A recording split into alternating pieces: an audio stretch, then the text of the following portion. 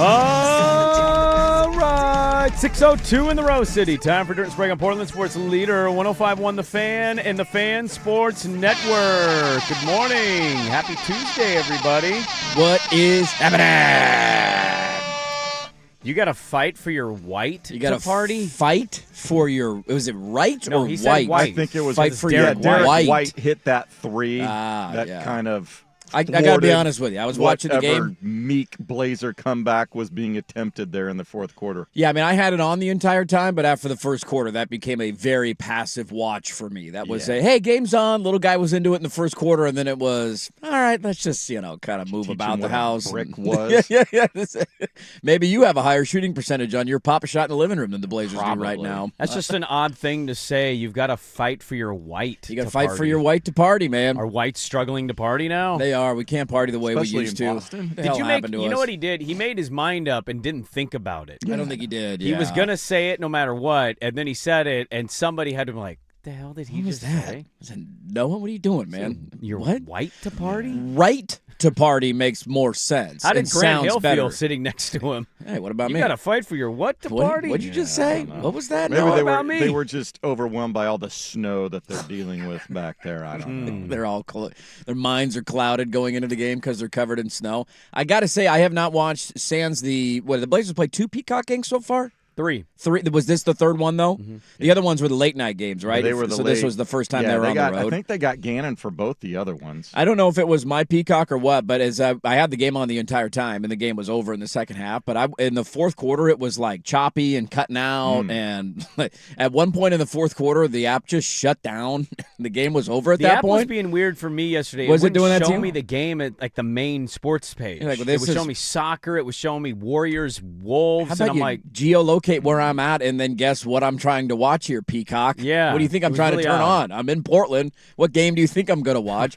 And the game, and then the app. I can't even remember how much time was left in the clock. The game, the app just shut down, and it said, "Sorry, something went wrong." And I'm like, I'm not turning that back on.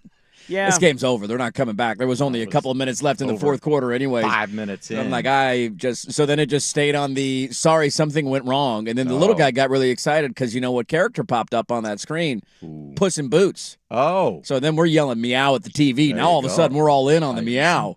And we're out on the basketball. We got very excited that there was a kitty cat on TV. he's a Puss in Boots guy, huh? He's never seen Puss in Boots, but we're really into cats. Really into the Oh cats. no, you got a cat kid, He just loves saying meow, loves seeing them. There's You cat. have a dog. We do have a dog, yeah. and he's a big cat kid. He hasn't figured out the barking sound yet. He's got meow down, Oh, and okay. it just You can't woof. not a great Woof. woofer. You figured that one would be pretty easy to do, Ruff. but woof, rough. We can Something. roar like a lion. That we got down, Okay. but big fan of the meow. We walk around and try and find cats in our neighborhood. The Meow. the second cock game yesterday got absolutely railroaded by the protests. Oh, did it? I didn't see what happened. Well, railroaded in the sense of they were supposed to play Saturday. Obviously, somebody was murdered on the street of their city, I'm not going to play that game on Saturday. and so they postponed it to Sunday. sure. And so because they played it Sunday, Curry, who else?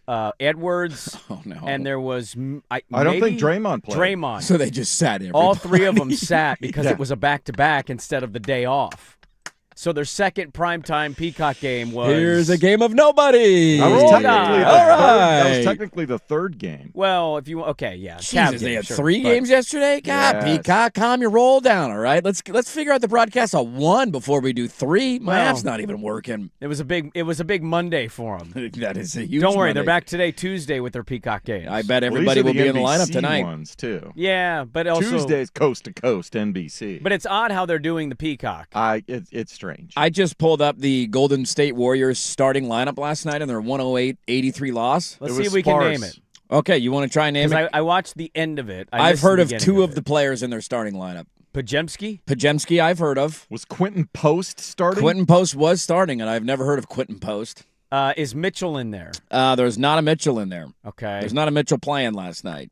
Oh, what's Williams? There is not a Williams in there. The hell was that guy's name? He did not. There was no He's Williams an ugly playing ass last shot. night. He's number 77. Did Buddy Hield start? Buddy Hield did not start. He came off the bench and was 2 of 10. Buddy Hield has lost minutes with that team. I have heard of Buddy Hield and Gary Payton II. I know them coming off the bench. They're still coming off the bench. The only other starter I've heard of is Moses Moody, because that's just a name. Moses Moody. Oh, Once you yeah. hear that name, you can't really forget that You don't name. So I forget know that Moses name. Moody. Guy Santos? Yeah, Guy Santos. Okay. Sure. I've heard the name. Sure.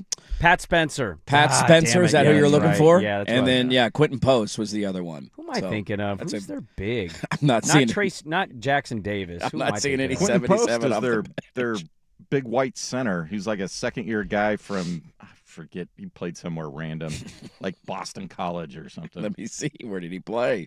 Fun fact trivia question. Quentin Post played at Boston College. Look at Jason Swigart. Might have been thinking Look of at Riggins right out of the gate firing. Well done, buddy. Might Well have been thinking of Leon's. Yeah. I mean, what's his name? how could we forget Levy Leon's? Leon's. Yeah, but I saw him in the game. I I'm love like, his oh. post work. I love his back to the basket game. Really hard to defend. He can go Ugly either ass way. game, I'll tell you that much. Left hand, right hand. He's got them both. Both hands. He can use them.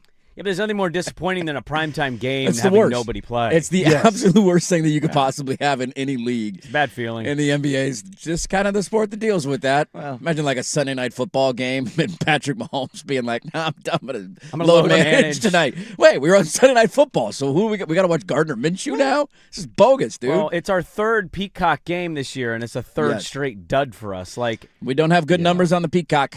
we can polish the turd if you want about how they No. almost came back, but that was ugly. I mean, it was remarkable that it wasn't a 40-point loss considering how bad that they played, but that's the ultimate well, moral Boston victory. couldn't really shoot it that straight No, either. No. Boston has a weird thing with us. Has Jaylen Brown proven that he's the best player on the Celtics this year? I would hope so. I don't think Celtic fan is there. You think they're still on Tatum? Yeah. Even though Brown was the better player in the NBA Finals when they won their championship? Well, Andrew. Well. you know what? Worse year Too the li- following year. Don't let facts get in the way of a They good don't let facts conversation get and in the way. narrative. This is a He league was that easily their now best has player. Young Han Sen part of All-Star Weekend. So You're let's. damn right. Why don't you not ruin the show? Yeah, all right. Well, if I Why Come don't you on, not hey, ruin the show? Snip it. That's a segment later. This is all big right? breaking news, and you're ruining the show. We get to laugh at the NBA for only I caring wasn't about the afforded, Chinese TV you know, market. a show outline. So You don't ask questions. You're just firing from the hip in the opening segment with Boston College center stats? What the hell, He's man? walking all over us in the opening segment. Just hey, Dabo's talking. Hey, what about the coach iron? What about the player? I forgot we didn't get to Dabo yesterday. We got to talk about Dabo today. Doing every segment in 2 minutes. Let's see what else we can throw in there. Huh? Because you What else can't is- add anything to the Boston Blazer game. What else is in the notes for today? 94 points. What are we doing? Some people would say the reason we get killed in Peacock games is because when you're on national television, you're usually playing a pretty good team. I don't think that's the only reason. Sure, I'm just saying. Yeah. Last night, not having your best player didn't help. 32-11 in the first quarter. Like, what's the percentage of the Blazer fans that hung around for the rest of that thing? What did they shoot? What was their final field goal numbers in the first quarter? I don't It was know if it was really ugly. 4 for 20 something. 21. They started or 1 for something. 10. Hang Yeah, on, I got the dude. box Pretty score bad. up. It was like 10-0 right out of the gate. We couldn't make a shot to save our lives. I just like, 4 what, for do you- 21, 1 of 12 from 3. Well done, everybody. what do you Well say done. about the game? Well done. Nothing. There's not a segment on it. No, there's nothing to talk about. Oh, they didn't have Denny, so their team kind of sucked. Yeah. Yeah. All right. What else? What They else you shot got? 25% from 3. Yeah, they lost, didn't they? Yeah, they did. Turn on the game, all excited. I love a good East Down Coast 21. game, too, because it's a 5 o'clock tip, so I don't have to worry about staying up late to watch it. It was perfect timing. Little guy watched probably the first 2 minutes of the game, and then I thought, I don't want you to see any more of this. They missed You're going to 10 get bad free throws. habits. I asked you, well, they're not a good free throw shooting team. No, Not they're with Denny out. No, they're not. Denny's not a, he's like 83%, He just And makes a that's lot one of them the better because he free throw shoots a shooters lot on of the them. team. but that's not great, but he shoots No. a lot. That's not ideal. Get that up to 90 there, Yeah. bud. Come on, Denny. Do you find them fun to watch? At times, yes, and at times, no. Okay, a consistency meter of 10, where are they at? On the fun to watch scale, I'd give them a 6.5. 6.5? 6.5. Like legitimately 6.5 out of 10 games, you're excited about watching them. If we're going to be honest, like part of the Denny Avdia is an unbelievable player. He's not We all exciting know to that, watch. but he's not the most exciting guy to watch in the league. Bulldozing into free throws is not Right. sexy. It's not. No, it's not. Chicks dig the It long works. ball. I mean, Certainly. There's not a lot of fireworks in that game. You're getting to the free throw line. You're efficient. You're downhill, but that's not the sexiest brand of basketball to watch. So that's one of the primary. And then when you take him out of the lineup on top of it, you get games like this that are just. That game was not fun to watch in any way, shape, or form last night. Probably wasn't too fun to play in either. So I give you just a slightly above 50% coin flip. Hey, that was a fun game to watch. More likely and then, than what not. the hell was that? Oh, Yeah. hey, that was a fun game to watch. Oh, God, you made 4 shots in a quarter? Caleb Love, 5 of 14, 1 of 7 from 3. Yeah, and when he has an off night off the bench, especially when they need offense. He was one of their better shooters. By the way, think about, too, the back-to-back opening quarters that they put together. Because we didn't talk about the game at all because they played on Friday night, and then you have the full football That's weekend. the problem, and that's Denny gives them at least a little edge, some juice. Yeah. And they were so passive. The first 3 or 4 minutes, and Boston wasn't great. They were both back and forth, bricking threes. Yes. For 2 minutes, 3 minutes. They scored 23 points in back-to-back first quarters. They had 12 in the first quarter on Friday at home against Toronto, dude. That first quarter. God, that's bad. Was Such bad horrible to basketball. watch, man. It And was I'm terrible. like, okay, I'm going to go cook dinner and Yeah. come back to this. Let's see what you're doing in the second quarter. Yeah, but if you need one player whose entire game is built on getting to the free throw line to get you going, to our point yesterday of who's untradeable. I mean, it highlights the limitations of the roster Exactly. for sure. They had the one. Who did they beat with Denny out? They beat somebody decent. They beat Atlanta. They had a couple wins. There They was beat, one other one in there too. Was it the Lakers? Did they beat the Lake? But the Lakers didn't play anybody in that game. But they had at least 1 or 2 games where they looked competent without him, and you thought, oh, okay, maybe they'll be able to hold serve. But the last 2 have been pretty ugly offensively. Denny left with the Heat game, right? I believe so. And then he played the King game. They Yeah. beat the Lakers and the Hawks. back Lakers to and back. Hawks. Okay, Yeah. so you had 2 there, and I don't think the Lakers played anybody in that game, if I remember No, correctly. LeBron. Luka didn't play. LeBron played in the game. LeBron, but that was it. Okay, that was it. Yeah. So it just, I mean, they've been able to do it, but it's the biggest storyline for me in the next, I don't know, month, because I assume he's going to be okay, but he came back a little too quick, and then the back tweaked again, and now they're being cautious again, and I mean, without him, we clearly are getting an indicator. Well, here's of the how things problem will look. now is he's, likely to be an all-star, but do you want him competing in all-star weekend or resting his back? You compete in All-Star weekend. Yeah, I think You're he's invited gonna to be an go. All-Star. Go be an All-Star. It's a big deal. So you can't, not you specifically, but the yous of the world, you can't openly criticize and hate the league for guys not choosing to play and then also be like, you're an all-star. Should you just sit it out, though, in case you get hurt? You can't live that life. What you do we can't got? live in both worlds. 2 there. weeks until the All-Star break?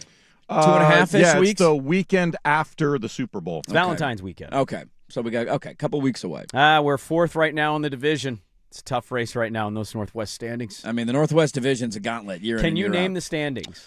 I think OKC's in our division. I'm just going to roll the dice and say they're the number Thunder are 1. 1. Yep, you're right. Now, after that, I don't know who's in our division. Oh, this is Utah's gonna be last. Shut up! God, Just Riggins. Shut up! Jesus. You never want to play the game when you're invited, and then when I play the game with him, you want to play. You're unbelievable. Your consistency with these guessing games. I'm going to roll the dice and say Utah's in last place. Yeah, good job. Did I get that one right? I think I got that one right. Let's see. I'm assuming the Clippers are in our division? No, they're not in our. Okay, no, West Coast no. team. That wouldn't make. Yeah. Why would another West Coast team be in our Exactly. division? Is Minnesota in our division? They are in Correct. second place. No. No. No. Who else is Denver in our division? Yes, they're in second place. Yes. So Minnesota third. Yes. And you said we're fourth. Yes, I did. And then the Utah Jazz fifth. Yes. Look at us. You did it. You named the Northwest Division I standings. mean, the Minnesota Timberwolves being in the Northwest Division and the Oklahoma City Thunder being in the Northwest Division. Doesn't Can it we make just call it the sense? leftover division of the Western Just Conference? makes a ton of sense, That's These exactly are how I all would the draw it ones up. that, aren't near anything. We have the Lakers, the Clippers, the Warriors, the Blazers, and the Kings all literally on the West Coast, but why have them all be in the same division? Why do they still do divisions? I honestly don't know. Isn't there a scheduling impact where you play division teams like one more time than the others? I think that rotates, though, I because I think think that other teams you went play out. 4 times It's more too. the conference. Just make it a conference. When you go to ESPN standings, it goes standings, conference league, expanded, then division. They're completely irrelevant. So irrelevant. Doesn't matter anymore. You don't get. Do teams still hang division banners? No. I don't People think stopped so. doing Not that in the NBA? No. decades ago. Because they do that in every other sport. We used to do it. Do they still hang them in hockey? Hockey's gotten funky, too, with the way they structured things. I But don't NFL, know. I know. Like, if you win the NFC Yeah. West, you're hanging an NFC West banner. Or Baseball, you have football. one big Yeah. banner with all the years. Or that the you year. won the Sure, you division. add the year on top of it. Baseball, football, only sports with divisions matter. That's true. Hockey, you guys, I can't even name conferences Neither can anymore. You guys realigned a few years ago. I mean, there's an East and a West. Some teams jumbled, but the division stuff in hockey, I'm with you. I'm out. Well, when they added the last two teams and realigned, and they when did did the away Red with Wings it. go from the West to the East? Didn't they make that switch? Yeah. When that happened, I You're quit out. following hockey. If you go back, I thought even Chicago and further, Detroit were a rivalry. Now you're in different conferences. Toronto used to be in the Western Conference. Yes, they did. Yeah, that used to be like a big rivalry for me with Chicago Or should I and say Detroit. the Campbell Conference? The Campbell Conference. And then now they only play, when they play the game, they call it like the original 6 week or something. And I'm like, this just used to be a standard rivalry. Yeah, it's like when the Braves used to be rivals with the Houston Astros, and now you're in the AL West. What the hell happened to the game I love? Should we go back to the names? I thought that was cool and made hockey cool. I know it was confusing for people that weren't hockey fans. That's the hard part. It's not doing much to grow the game. But it was a bit of a legends and leaders situation. It was out of the Big Ten. cool. Which one is which? I don't know. Has the switch from the names, whatever you're referring to, has that helped bring in more hockey fans? No, it is So not. I don't does it think matter? it's mattered. No. So do your own thing. That's what I would say. Let's come up with a fun name There for each wasn't division. East, West, North, Central, Metropolitan, Atlantic, whatever it was. Divisions. It was. Ugh. Well, now we got to go. Look, I'm just pushing for the Blazers to win a Northwest Division title again at some point in my life. Hang the banner, baby. Dare to dream, everybody. Would you rather have a Northwest Division title or a cup? Northwest Division title. Or a cup check? Because, well, are you limiting what I can do in the postseason? Because if you're telling me we win the Northwest Division, you're telling me that we're a decently high seed in the you playoffs. would expect to be a top 4 seed at So that then, point. I'm hopeful for things to come. Whereas the Cup, I just, You just got hot in December. yeah, It's a trophy, though. that it is. That it is. You get a ring for the division. No, you don't. We had a lot to get to today. Busy show. Guess what day it is? You know what day it is? What day is it? It is a Mail sack. So get the mail sack questions into 503-864-6326. We roll next on a Tuesday edition of Dirt and Sprague 105.1 The Fan.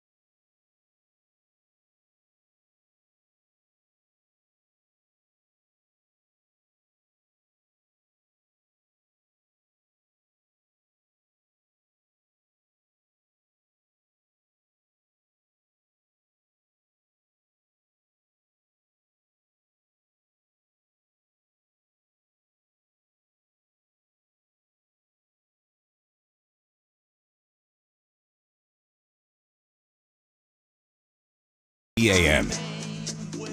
Well, I want to ask you, who is more deserving? I was thinking about this last night on my Tuesday morning drive-in. Who's more deserving of what they've received? Is it Shedeur Sanders being an NFL Pro Bowler?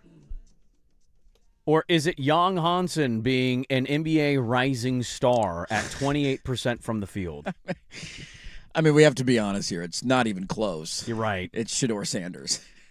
More deserving? And it pains me to say that because neither of them deserve anything that they've been given in this moment. But, come on, man. Has he had a single game in double digits in the NBA? No. How many points has he scored on the season? That's a great question. So we can laugh at Shedeur Sanders being in the Pro Bowl, and rightfully so. It's absolutely ridiculous that he's in the Pro Bowl, and both of these are done for the same exact reason, to drum up interest in the game from a media standpoint and a viewership standpoint. So both leagues know exactly what they're doing. But one guy started at quarterback for, about half of the Browns season, give or take? 6-7 games, I think. And he sucked, so whatever. He shouldn't be in the Pro Bowl, but he's at least he was a starting quarterback for half the year for the Browns.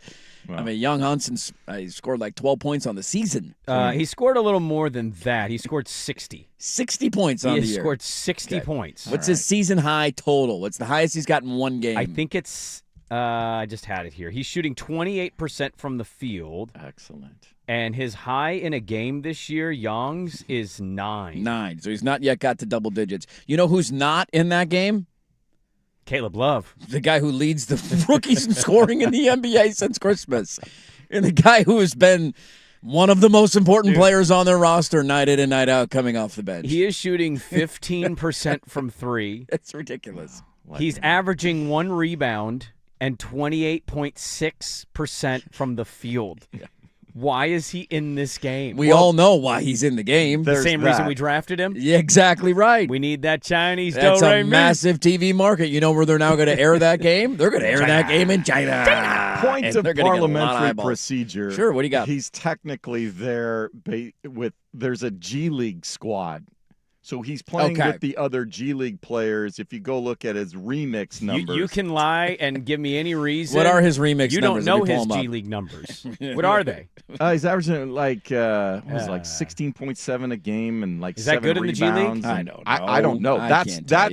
That's how they got him in there. Why is he in the game? All right, here we go. He's there for eyeballs from China. Yeah, he's in there for China. But I'm saying he's not playing. So they're doing this stupid same thing with the main All-Star game. They're making these mini teams and playing these mini games because whoever wins that game becomes the 4th team on All-Star Sunday to compete in their little mini league tournament. In the Rip City remix this year, he's averaging 16 points, 9 rebounds, 3 assists. How many games has he played? He's only played 10. 10? Yeah. Do you see it? Does it say 10? I'm trying to pull it up. It's 9 or 10. He doesn't even show up on their official roster. It would be really funny if it was 4. So, yeah, Basketball Reference right now is telling me he's played in 3 games. Yeah, I don't think he's been there that long. Remember they recalled him the day they sent him. Yeah, I know. They were like, he's you're only going to the G played League. in 3 games. So yeah, you can twist and pretzel your way into how he got in. Yeah, they're doing it, but they clearly just care about China here. They know exactly what they're doing. It's a brilliant idea. There's Now, not many ways that you can get more attention and eyeballs on a weekend that the majority of the country doesn't care a lot about. So you're not going to get more people in America to care about it, but you might as well go international if you can. I already know a lot of our listeners are there, but if this is what he is next year, are we all in 100% consensus? It literally was only a draft pick for Chinese purposes? Yeah. Yeah. If this is what he looks like next year and there's not any impact on an NBA floor, we all know there's going to be a process to build into the player that they hoped that he could be when they drafted him, or at least that they sold, right? There's no doubt. So we're not he's not a bust yet. We knew this was going to be a long-term. There's a legitimate question you can ask of if we're in a win-now mode, why are we taking a center that you knew was going to be a 3 to 4 year project? That's a valid question that deserves answering from their side because they themselves said we're in win-now mode.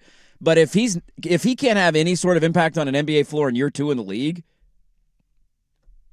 You're Ryan Rupert. You know they sold a lot of that. Is Ryan merch Rupert already. ever going to be an impact player in the NBA? No. No. He's in his 4th year, and he still can't do it. Like, you only get so much time to build. And I'm not saying you got to be 15, 10, and 5 next year in the NBA. That's not just like, hey, can you serviceably play 15 to 20 minutes on any given night and have moments that look like more all right, fouls than points scored in your stints on the floor? On the other side of this conversation, the Pro Bowl used to be a big deal for me, and I was a lot younger when that happened. But to watch what the Pro Bowl has morphed into, I don't know why. You can't name another quarterback that can make the Pro Bowl than him.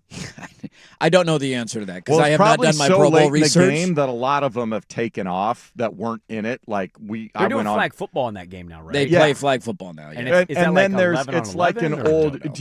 Did you ever see ABC used to do it? It was called Superstars, and it was this like supposedly this Olympic style event with. I vaguely remember it. I don't remember watching it a whole lot, but I remember hearing about it. Yeah, so they basically all during the week they have like dodgeball and some other stuff that goes on during the week, and then Sunday is the flag football game that culminates. The Pro Bowl. I imagine it's because they probably called about 16 other quarterbacks. And they were like, "No," and they're I'm like, not coming. "Dude, I'm with my family in Tahiti. I didn't make the Pro Bowl, so I'm out of here." I'm not changing plans. The Pro Bowl died the year after Sean Taylor blew out his hit knee. everybody. Yeah, murdered the punter. Do you remember that game? I do remember that The game. highlights are still like you can go find them anywhere. That was a guy playing a football game and did not care that it were no circumstances. If we're putting the pads on, I'm lighting people up. Yeah, we're gonna go hit, and they don't do that anymore. I think Swag's right on this. I believe I read that Trevor Lawrence is not a Pro Bowler, and he ended up having a phenomenal year. So I'm imagining it was that well, case. They do of get like, everybody that says no to it. Yeah, remember Mac Jones made the Pro Bowl his rookie year. He did. So there's players who say no. Then there's players who get hurt or they're dealing with some sort of banged and bruised. And then the players playing, and then it's so late in the process to get them down there and all that. I'm sure. Can't all wait the for ones the that Rolly didn't make it are on celebration. family vacation. I'm out of here. He's not hanging up on that call. He's going to the Pro Bowl, baby. He gets to say he's a Pro Bowl NFL player. Now, the follow-up that I had with this, because I don't know how their contract structure works, I wonder how many players, if it still exists, have a Pro Bowl bonus in their deal. You if have that's to a have thing. eliminated that if you're a team. I would imagine so, right? It's such an irrelevant because that was my thing. only other thought for him of like, what if there's like a $200,000 bonus and the Browns are like, dude, you got to be kidding me. Why are we inviting this guy to the Pro Bowl? He was terrible this year. Yeah. Now we got to pay him an extra $200K. No, I think the bonus is for if you get, All-Pro or your Defensive Player of the Year. I mean, that's all it is now. Thing. It's all pro or it's a Player of the Year category. Yeah. Those are the only things that matter anymore. Yeah, and do we know where the Pro Bowl is this year? It's in Orlando. It's in Orlando. It's going now, back to Hawaii next year, right? That's the longest stadium renovation I can think of that's been going along there at Aloha Stadium because the 15 years. football team's been playing in that high school stadium on campus for at least 2 seasons, maybe 3. Yeah. Trying to see if he has a contract stipulation with Pro Bowl Well, stuff. to your point, I'd imagine that teams are smart enough now to realize that any random Joe Schmo can make the Pro Bowl, and why would we cost ourselves money if we don't Unless have to? you're on the initial Pro Bowl roster. Yeah, you're like voting the in. first starter. roster that's the votes, and these are that. But if you're a replacement, no, I ain't paying you a bonus. How long has it been since you've felt any sort of internal desire to turn that game on? I'm not kidding. When 25 Sean years? Taylor tackled people was the last one I can remember. That had to have been at least 15 years ago. He gets right? $92,000 for playing in this game, but that's not contract incentive. Oh, okay. Is that they do? They pay the They guys give to the come? guys $92 grand. So, yeah. hey, I'm not saying no to $92,000. You mean come down to Orlando for a weekend? Are you kidding me? I mean, you're going to be a celebrity there. Yes, right? it'll So be great. yeah, it's More gonna be people good will for talk. him. It'll lead some discourse around the game. It's perfect. Young, Hansen, and Shador. What a weird day. We'll do that as a poll question. Which player is more deserving? And I'm wondering how biased our fan base is and come on. unwilling to acknowledge that there's a right answer. There's no right answers here, but one less wrong than the others. Swag had the stat right, and just the reasoning was hilarious because he only played 3 games. Yeah, I want to try and dig a little bit, but the Basketball Reference is saying he's only played 3 games. Then just trust Basketball Reference. You don't need to dig. I feel like he played more than that, but then you point out that he's been How up would and you down, up and know down. that? I don't know. I feel like I see random highlights on Twitter of him throwing a behind-the-back pass. Everybody's like, oh, they're Chinese jokers. Everybody gets all excited. A lot more to get into. It's 6:31. Dirt and Sprague back with more, but first, Swag with the sports update. Now, from the George McCoy at Warren Allen Sports Desk, A Sports Center update on the Fan Sports Network, 105.1 FM and 1080 AM. Brought to you by 808 Hawaiian Restaurant. Mixed plates like Grandma used to make. If your grandma were from the Big Island, Woodstock, Burnside, Beaverton, or online at ate-oh-ate.com. First on the Fan, Trailblazers as cold as the Boston air to start their game at the Celtics Monday. They fell behind 32-11 in the first quarter, making just 4 of 21 shots. Never could catch up. They lose 102-94. Right back at it tonight in the district to face the Wizards at 4 on KUNP Xfinity Channel 1016. Blazers 7.5-point favorites. Also on Monday, Donovan Clingan and Jan Hansen named to the NBA All-Star Weekend Rising Stars Challenge. Clingan will represent the sophomore team, while Young is part of the G League prospects that will participate in 3 weeks. Just 4 NFL teams have yet to find a head coach for the 2026 season. Reports out of Cleveland indicate current defensive coordinator Jim Schwartz moving closer to getting the promotion to head coach, while the Raiders completed second interviews with Broncos quarterbacks coach Davis Webb and Bills offensive coordinator Joe Brady. More sports scores and stories in 30 minutes. Jason Swigard from the George McCoy at Warren Allen Sports Desk. Hurt, missing work. Insurance companies acting like jerks. Don't call your mom. Call George McCoy at warrenallen.com. The home of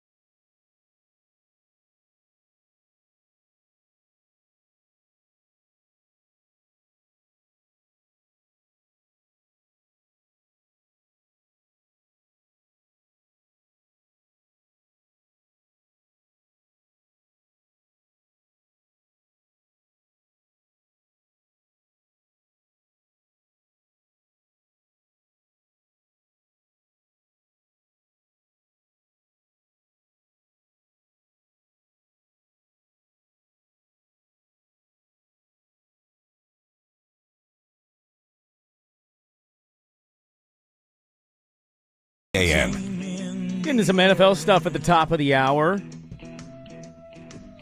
The most likable situation in the Super Bowl, I'll tell you what that is. Okay. Very conflicted on that. Saw a graphic yesterday that was like the pockets of the country that are rooting for each team, and there was a little window in New England said rooting for the Patriots. A little window in Seattle was rooting for the Seahawks, and the rest of the country was just blank. Oh, really? In terms of rooting interest, I saw a map. I never know if these maps are real, if they're just, companies making up maps, and it showed who the states are overwhelmingly rooting for, and it was all but 2 are Seahawks. Yeah, I think the Seahawks are definitely the easier team to root for here, but let's not act like they haven't won and been on the forefront of the picture in the last 10 years. But one, it's a little bit different. Like if it's the Lions versus the Patriots, well, it's 99% of the. If it's the Bears versus the Patriots, it's 99% of the country. Whereas I think the majority of the country would root for Seattle, but I don't think it's this massive gap.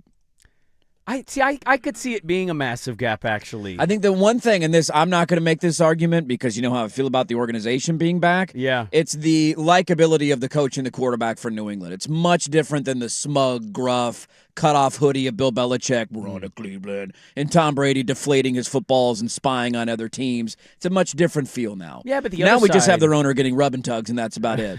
Well, yeah, the other side's pretty likable, though. They are very likable, too. Sam Darnold's a redemption story. McDonald's a bit of a weirdo, bit intense. You see the interview he did last week where he acknowledged he only sees his kids for 30 minutes a week? I mean, we know coaches have, those lives are impossible to navigate. I just thought, 30 minutes a week? A week? Did he say that on Not Brock a day? and Talk? No, he said it on I think he was doing a national interview. He was talking about the balance, and he was like, 30 minutes a week. I get home 9 to 9:30 on Wednesday nights, and that's it. And I'm like, how is that it? There's got to be so 30 minutes a day every week. No, 30 minutes it's like one day a week that he makes it home before they go to bed, and he tucks them in. I'm assuming they're young. They're already in bed by the time he gets home. Sure. Can we also I understand there's no work-life balance. That's psychotic behavior and not normal. 30 minutes for the week? That's not normal. You can carve out 15 minutes for a FaceTime in the middle of lunch, McDonald. What are we doing, dude? I'd want a baby monitor in the background. My iPad would just be on FaceTime in my office, and I just hear the noises. I get, hey, maybe you live a long ways away from the facility, and it's a long drive, and you can't get home as often as you want. 30 minutes a week is inexcusable. Well, Seattle area traffic does suck. It does. It blows. Well, you have him living 20 to 45 minutes away from the facility? How nice are the houses around the facility? 5 miles. Well, my brother lives right near the facility. Yeah, I've been, but I don't know much about the neighborhood around it. Across the water is where, all the rich people That's live. where you move. You do that, jump on the boat. Yeah. You boat in. Yeah. You boat on in every day. Boat on Jimmy in. Graham used to fly into practice. Remember that? He'd fly his little water plane and land out there. Yes. Get off on the dock. Let's go, That's baby. What you do right there. So we'll talk about the NFL coming up here at the top of the hour. I listened to some Pittsburgh conversations on Mike McCarthy yesterday. I know we debated McCarthy and Harbaugh. We did, yeah. I felt very, very good at the end of the show that I think I made the valid point of they're the same coach. You just think one's sexier than the other. Yeah. The funny reaction is Pittsburgh, Steeler fan, not happy. No, or should they be? Most of the media members are cool. We've traded one Mike who can't win playoff games for another Mike who can't win playoff games. Right. But you did have one guy, and I should have pulled the cut, but he was like, did you like the hire? And he goes, he's different. Everybody's just freaking out. It's he coaches offense, not defense. He's been in the NFL for a long time. He's 62 years old. Just trying to come up with a positive storyline, talking himself into the hire. I did coach Aaron Rodgers once and won a Super Bowl, so we got to give him credit for that, right? What's the most underwhelming hire your favorite team has ever Chauncey made? Billups. Of any sport ever? Of any sport ever, Chauncey Billups. Chauncey Billups is that? Easily that. Willie Taggart at least was kind of sexy for his opening press conference, where it's who's this guy out of South Florida? He can recruit. Have a good day if you want. I do want to have a good day, Willie. Thank you. At least he had kind of worked his way up the ranks of coaching and won at different places. He had Western Kentucky he won. South Florida he won. You talked yourself into that I'm like, one. all right, Willie, I'm doing something, baby. Let's do it. A lot of white people. We're going to swag surf. What is this? I don't know what I'm doing. Have a great day if you want to. How do I lean back and forth? I don't know this song, but I'm doing it in the stands anyways. I can at least sell myself on that. Sure. Chauncey Billups is it, huh? The only other one that comes close is Gabe Kapler. When my team hired Gabe Kapler, I was pretty pissed. And then he ironically ended up winning 108 games and losing in the first round of the playoffs. Thanks for that system baseball. That's so we still have a good year. We have one good year. That's the all-time record for wins in a season for the Giants. Chauncey Billups was an assistant for 1 year. And then the allegations came out at his introductory press conference, and we had a general manager who was allowed to fire the other head coach, even though the entire problem was his own creation. Correct. Sipping a bottle of water to tell the PR person to stop getting questions asked about the allegations of their head coach. Yeah, He hired his friend and gave him a 5-year contract. He did. That is easily the most underwhelming hire any team I have ever rooted for has made. That's a good one. I don't know what Swags would be. I can tell you mine certainly. Top of my mind, and there's a couple I'm not excited about. The number one for me all time is going to be Jim Tomsula. That's everything. They went on Jim from Tomsula's hard to beat. Jim Harbaugh. They said, you suck, get out of here. Yeah. Go to Michigan. You're a pain in the ass to deal with. And they said, you know what? We're firing you. We're going to keep and promote your defensive line coach. Let's do who's it. never coached at this level ever. He had a sick mustache, though, and a fat chewing in every game, baby. Just all-time, oh, my God, my team's lost the plot. It's over. It's over. Our run is over. And guess what happened? Yeah, the run was over for and a then they brought while. in Chip Kelly. And, That's right. Until old Kyle came walking back in the door. That run was gone for a while. look, Chauncey's a good one. For me, it's Jim Tomsula. Who is your Swag? It's when I started to question what I was doing. Jason the Garrett was in. clapper. Now, what was Jason Garrett? But was he their He was the offensive offensive coordinator? coordinator. For a while, yeah. Yeah, that's not. He didn't have any head coaching experience at that point, No, right? he did not. He was had basically been Jerry's the boy. backup. He He's- was yeah, Aikman's Troy's backup. forever. Yep. Coaching, he was the He was quarterback quarterback's coach. then the OC. Yeah, for the Dolphins for a year, OC of the Cowboys from 2007 to 2010, took over as interim in 2010, hired in 2011. So let me ask listeners out there, what is the worst coaching hire your team has ever made? 503-864-6326, because listening to Pittsburgh yesterday Feels like that's it. was funny and depressing. It was just like, all right, let's go to Bob. Bob, you're out there. Bob and Altoona. Hey guys, love the show. Tough day out here right now. I'm not feeling still curtainy. I'm feeling depressed. I threw my terrible towel in the garbage can. I need you guys to get me through the rest of my day. My wife's nagging my ass. That is terrible. It's just Thanks, Bob and Altoona. Thanks for the call. the irony of hiring a guy who maybe this is going to be hilarious and age horribly if he ends up winning, because that would be the funniest thing possible. We certainly made fun of Dan Campbell when he was hired. You hired PC Principal to be your head coach. What are we doing? And he was And on the way up, we're going to buy the That was his press conference. We're like, who's this dumbass? And 2 years later, he's in the NFC Championship game. So crazier things can happen, right? But when he was hired in Dallas, Jason Garrett got to the playoffs every year, essentially, in Dallas. Like, they were in the mix every year. They couldn't get over the hump. They were fine. They were good, but not good enough. And they hired Mike McCarthy to come in and bring them over the hump. And they were the same exact team. And now we have another organization who's good in the playoffs every year, but nobody takes them seriously as a threat to win a championship, bringing in the same head coach to do exactly what he couldn't do in Dallas. I'm going to see if I can pull the cut to play you guys to show you the host I'm talking about. He's like, He's from Pittsburgh. He's he's one of ours. He drinks a lot of Yingling, and one guy called in, and I can't remember what his name was, but he called in. He's a little younger, and he's like, fire away. How you feeling? I guess I'm the only one in the city that cares about winning. It's what I learned. I was just like, damn, dude. They're down, and they're out right now. That's pretty tough, man. Is that Gene from Latrobe? That was Gene from Latrobe was not happy this weekend, dude. He's having a rough time. Have another right now. Rolling Rock, Yes. pal. You're coming in clutch with some Pennsylvania-esque city names. Just perfect. Are these real cities in They are. Pennsylvania? Latrobe is where That's great. Arnold Palmer was born. Look at Oh, that. okay. Yeah, there you go. Yeah. Good poll by There's a you. minor league baseball team in Altoona. Come on now. See, that's what I need you for. You're terrible at playing these guessing games. Random cities in Pennsylvania. You got it. Just deep Pennsylvania, small cities. Give me the name. I'll give you the city name, and then we just go with the takes they were given. I'll come back. Hopefully, I'll pull that audio during the break. I'll play it for you guys on the other side. Next on The Fan.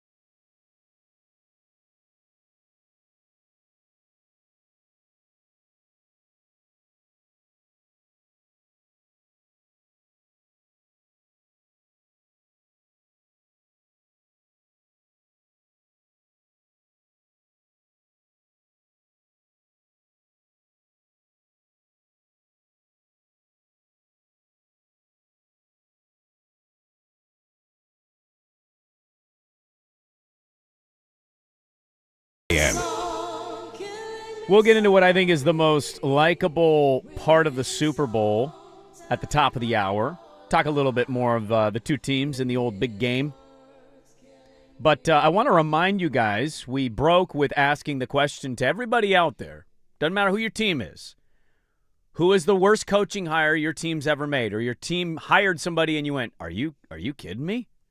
For Dirt, it's Chauncey Billups. Yeah, a couple of candidates, but I think Chauncey takes the cake there. Mine's Jim Tom Sula. Swag, did you give us yours? Yeah, Jason Garrett. Jason Garrett, thank you, the clapper. Some of the ones that came in, Giants fans chiming in, Joe Judge. Oh, I remember the Judge hire thinking, what? Pretty good. A couple of Trent Bray texts coming in. I mean, the problem with that is when he got hired, did you feel that way when he got hired? That has to be part of the equation here. And that was, circumstances were They were unique, ditched. to say the least. The players were rallying around Bray. Bray was like, I want this job. If those people text back, I hated it from the second it got mentioned, cool. Totally fine with it. How you felt when they got hired is what I'm after here, not the result of the hire. Because some end up being terrible. Like Mark Helfrich flamed out at Oregon, but I got the hiring of him. Like, Sure. Let's keep it going. Mariota's Heisman candidate. This thing's a wagon. Like, let's not derail the thing. Another Niner fan chiming in, Chip Kelly being the worst hire. Chip Kelly was second to me to Tom Sula. I get that, and look, I am, there will always be a little part of me with old Chip Kelly, for sure. You can't tell me that Chip Kelly was a worse hire than Jim Tom Sula. No, but I remember seeing them fire I'm not saying Tom it was a Sula great hire and it wasn't choose encouraging. Kelly thinking, that's the response. Here we go to again. That? I mean, you promoted a defensive line coach to replace a guy who went on an incredible 4-year run, and he never coached. Like, what are we doing? Yeah, it was terrible. So Chip Kelly was horrible, but I get it. Rich Rodriguez and Brady Hoke, Michigan fan chiming in. Those are good ones. See, my response to that would be with Rich Rod, like he was having a moment when he got the Michigan job. So are people understanding what we're after here? Yeah. When your team announces the hire, you go, no. Yeah. Brady Hoke, I could see, but Rich Rod, and maybe Brady, he was somebody who didn't think Rich Rod would be successful again in that moment. But if I remember correct, like he was coming off of West Virginia, was he not, when he took that job? Like they were awesome and competing for conference championships and almost in the national championship in 2007. Was he go? Did he go West Virginia, Michigan, Arizona? Was that the order? I believe so. So let's refresh your memory here. Oops. So they fired Tomlin Tomlin resigns. Let's be fair. He steps down after down. they're out of the playoffs, like on Tuesday after the weekend or something. A lot of them over there, they've been waiting for this for years. Yeah. Okay. They wanted a guy years. 5 years ago to be gone. By the way, he did West Virginia 2001 and 2007 straight to Michigan. He was there for 3 years and got fired. This was the reaction when it was announced. It broke live during one of their shows over at 93.7 The Fan. This was the reaction as they found out live. I'm a new man. I am pumped for this. Yes! Okay? That's the reaction. Then they hire Mike McCarthy. And I want you to listen to one. This is the only guy I could find on that station that tried to sell that this was the right hire. Yeah, I guess I would probably say yeah, just because it's a different. People like to say it's Mike Tomlin 2.0. It's not. You just can't have two more opposite people. I think personality-wise, scheme-wise, everything-wise. I mean, he's a 62-year-old man that's been in the league for 18 years who has an offensive mindset that's totally different than what Tomlin brings. Yes! Whenever the voice octave goes up initially, Yeah, I guess I would probably say yeah. Like you just know he's lying. He's lying out of his teeth. He said, yeah, well, maybe he calls plays, right? Terrible. He's going to have that big Denny's menu and his fat face calling plays next year.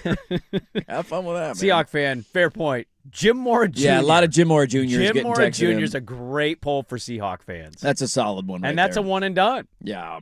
God, I'll never forget when they hired Carroll. I was interning in Seattle, and people weren't jacked out of their minds about it, but also they were like, you know what? As long as we're getting off Jim Mora Jr. I mean, he at least won championships in college. Yes, you could at least see an understanding of it. Like he's been a head coach in the NFL before, The most random one we've gotten is a Bulls fan texting in Tim Floyd. Just that was after Jordan. Out of total left field, bringing Tim Floyd. I think Tim Floyd was 99. I think it was literally the year after the 98. Everybody left, and they're like... Nice to know we got Bulls fans in the audience, baby. Where was Tim Floyd coaching in college? Iowa State. Iowa State. That's right, the Cyclones. They're like, we're hiring What is his name? Tim Floyd. Tim. I almost called him Jim Floyd. Tim Floyd. Yeah, Iowa State from 94 to 98, straight Liberty. to the Bulls for 3 years. Then somehow landed with the Hornets for a year. And I remember him at USC when he was there, and has not coached since 2017. How long? Was Tim Floyd the O.J. Mayo mess? I believe so. Yes, he yeah, I was. think that was the O.J. Mayo year. Yes, he was. He won the Pac-10 tournament in 2009. Put some respect on the name. How long does an NBA owner call you Jim if your name's Tim before you correct Hey, him? Jim, it's actually Tim, sir. But, let's say he does it the third time. You've corrected him 2 other times. I think I just let it go at that point. Now you're just Jim Floyd? I'm Jim. You're just going to call me Jim from now on. I'd like to release a press statement that I've changed my name. All right, loaded second hour. The most likable part of the Super Bowl, in my estimation. See if you guys agree. Talk a little more of Super Bowl teams next hour 2. Dirt and Sprague 105.1 The Fan.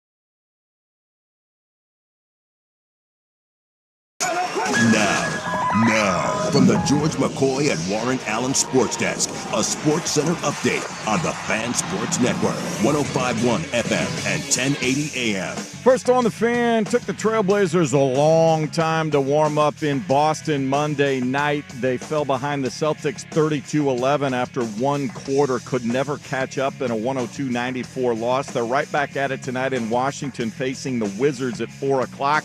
You can see that one on KUNP Xfinity Channel 1016. Blazers 7.5-point favorites. On Monday, Donovan Clingan and Jan Hansen were named to the NBA All-Star Weekend Rising Stars Challenge pool of players. Clingan will represent the sophomore team while Young is part of the G League prospects. They will participate in 3 weeks. Just 4 NFL teams have yet to find a head coach for the 2026 season. Reports out of Cleveland indicate current defensive coordinator Jim Schwartz moving to the top of the list to get the head coaching gig. The Raiders, meanwhile, completed second interviews with Broncos quarterbacks coach Davis Webb and Bills offensive coordinator Joe Brady on Monday. More sports scores and stories in 30 minutes. Jason Swigard from the George McCoy at Warren Allen Sports Desk. Hurt missing work. Insurance companies acting like jerks. Don't call your mom. Call George McCoy at warrenallen.com. Sports Saturday.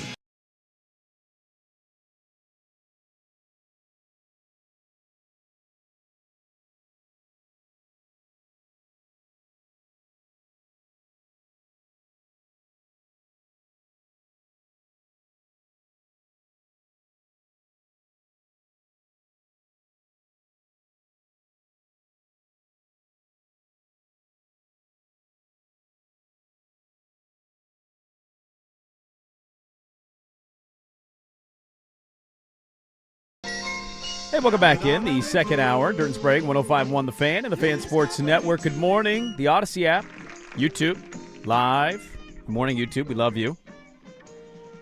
We have the fan text line is 503-864-6326. If you're curious why I'm giving you that number, it's for you. You can text in. Mail sack. Questions. We'll get to those in the final hour of the program. It's a Mail Sack Tuesday. It's Already a starting to Tuesday. fill up early in the day. Ooh, a big sack early submissions on the Mail Sack. I have a lot to unpack here. We also have some college football news to get to. We do. Something happened over the weekend that we didn't talk about yesterday. Yeah, we have a coach calling out another program, and we have a settlement. We do. How about that? One of the top teams in the country has found their quarterback. I was hoping it would lead to players being employees so we could stop having to listen to coaches bitch and whine about how broken the system is, but that would be nice. Alas, here we are. So were you surprised in any way? And I know Furness he's a good friend of the show. He's meant a lot to you, and he meant a lot to me early when I interned up in Seattle. Yep. He's a good dude. And maybe we just woke him up. I was a little taken back, not that he is confident in Seattle, but like he kind of seems dismissive of the Super Bowl in general, of like, it's ours. And it's not that you shouldn't feel confident. There's a lot of Seahawks fans that should feel confident. Totally get it. But were you surprised that he just displayed the confidence the way he did? It was very dismissive the way he talked about the matchup. I'm not surprised because I feel the same way. Now, if I were a fan of the team, would I be as there would be a fear in the back of my mind of like, am I setting myself up for absolute disappointment? Like if here? we were the Thunder-esque level, maybe not without title, and we took on the Cavs in the finals, you just go on the air and be like, it's ours. Over. Do we win in 5 or 4? Right. That's what you would do? That's exactly what I would do. But I've also learned my lesson the hard way because the last time I felt that way about my team playing in a championship, I felt like a 2-touchdown guarantee, and they got smoked by Ohio State and couldn't stop Ezekiel Elliott. We're playing a 4-string quarterback. This thing is ours, buddy. And then that didn't quite go the way that I thought it was going to go. So I've been wounded by that. So maybe they just haven't been wounded in that nature. But I can't criticize him because I feel the same exact way. I'm not criticizing him. I'm a critic. I know you're not. If I feel that way, I'm not going to say, how could you say that as a fan? Yeah. There are so many numbers out there, and this is the beauty of why we play the game, right? Because I'm going to argue this for 2 weeks, and then we're turn on the game, and New England's up 14-0 at halftime, and you're like, oh my God, what happened, right? The 2007 Giants exist against the Patriots as a prime example of don't count your chickens before they hatch, but there was a number out there in the last 9 games for Seattle. The total points that they have given up, it was 150 or 160 somewhere in there. And half of the points, maybe I'm overinflating it a hair, but half of the points essentially in the last 9 games have come in the 2 games against the Rams. Yeah, the Rams are the Everybody else combined has scored 60-something points, and the Rams have scored more than all the other teams combined in the 2 games. The record against young quarterbacks for McDonald as a head coach and how brilliant he is as a defensive mind. There are just so many angles that I could go down where I can find you a narrative. I can find you a route for New England to win the game. I just feel like it's a very slim path of the game's got to go a certain way in order for them to win. And if it doesn't go that way, that's when the confidence kicks in. Yeah, I think ESPN Analytics has a 60-40. And I'm like, that seems a little higher than I would have thought. I would have thought it'd be I'm 70-30 range. In my mind, I'm 70-30. And I know yesterday I'm leaning into the 30%, but I also I have a brain. I understand why everybody's point of clearly Seattle's the better team going into the thing, but to your point, it's 2 weeks off and it's one game. Yeah. So you just need some stuff to go your way, and here you are. And Darnold, look, for as good as he was in the NFC Championship game, he is a guy that can turn the football over. And so that's the main pathway, I think, if you're New England, of creating turnovers and forcing him to make mistakes. Well, it's a revenge game for him. Yes, it is. He's never beaten the Patriots. He's got to get past the Ghosts. He is 0-for against the Ghosts. Now, that being said, in reading some stuff yesterday, I love Mike Vrabel. It's a great story. Drake May, I think, is getting a little too much attention, but he's a second-year guy. It's what we do in that sport. It's a top 5 pick at quarterback. How do you think this is going to go? Their defense is playing really, really well. Yeah. The most likable thing here, and I find myself in an odd position, because yesterday we got a little criticized for doing the jokey Portland-Seattle thing, and people saying we're mocking. I'm not mocking. Like, most of my family are Seahawks fans. Yeah. I just don't like being told they're our team. Yeah. Like, not they're our team. your team. Sure. It's a great pocket city where there's a million different fan bases. I think there's like 8 different team-affiliated watch bars in our Portland metro area. Which is, it sucks not having an NFL team, but it's one of the cool Yeah. things about it is there's a lot of fans represented. You can choose to go as close as you want, or you can choose to be the Browns if Sure. you want, whatever. That being said, I find a little being conflicted on, I like Mike McDonald. The 30-minute thing on the family's hilarious. I did not hear that. Sam Darnold, to me, is the most likable story in the Super Bowl. Yeah, I don't even think it's close. And my team is a rival of Seattle.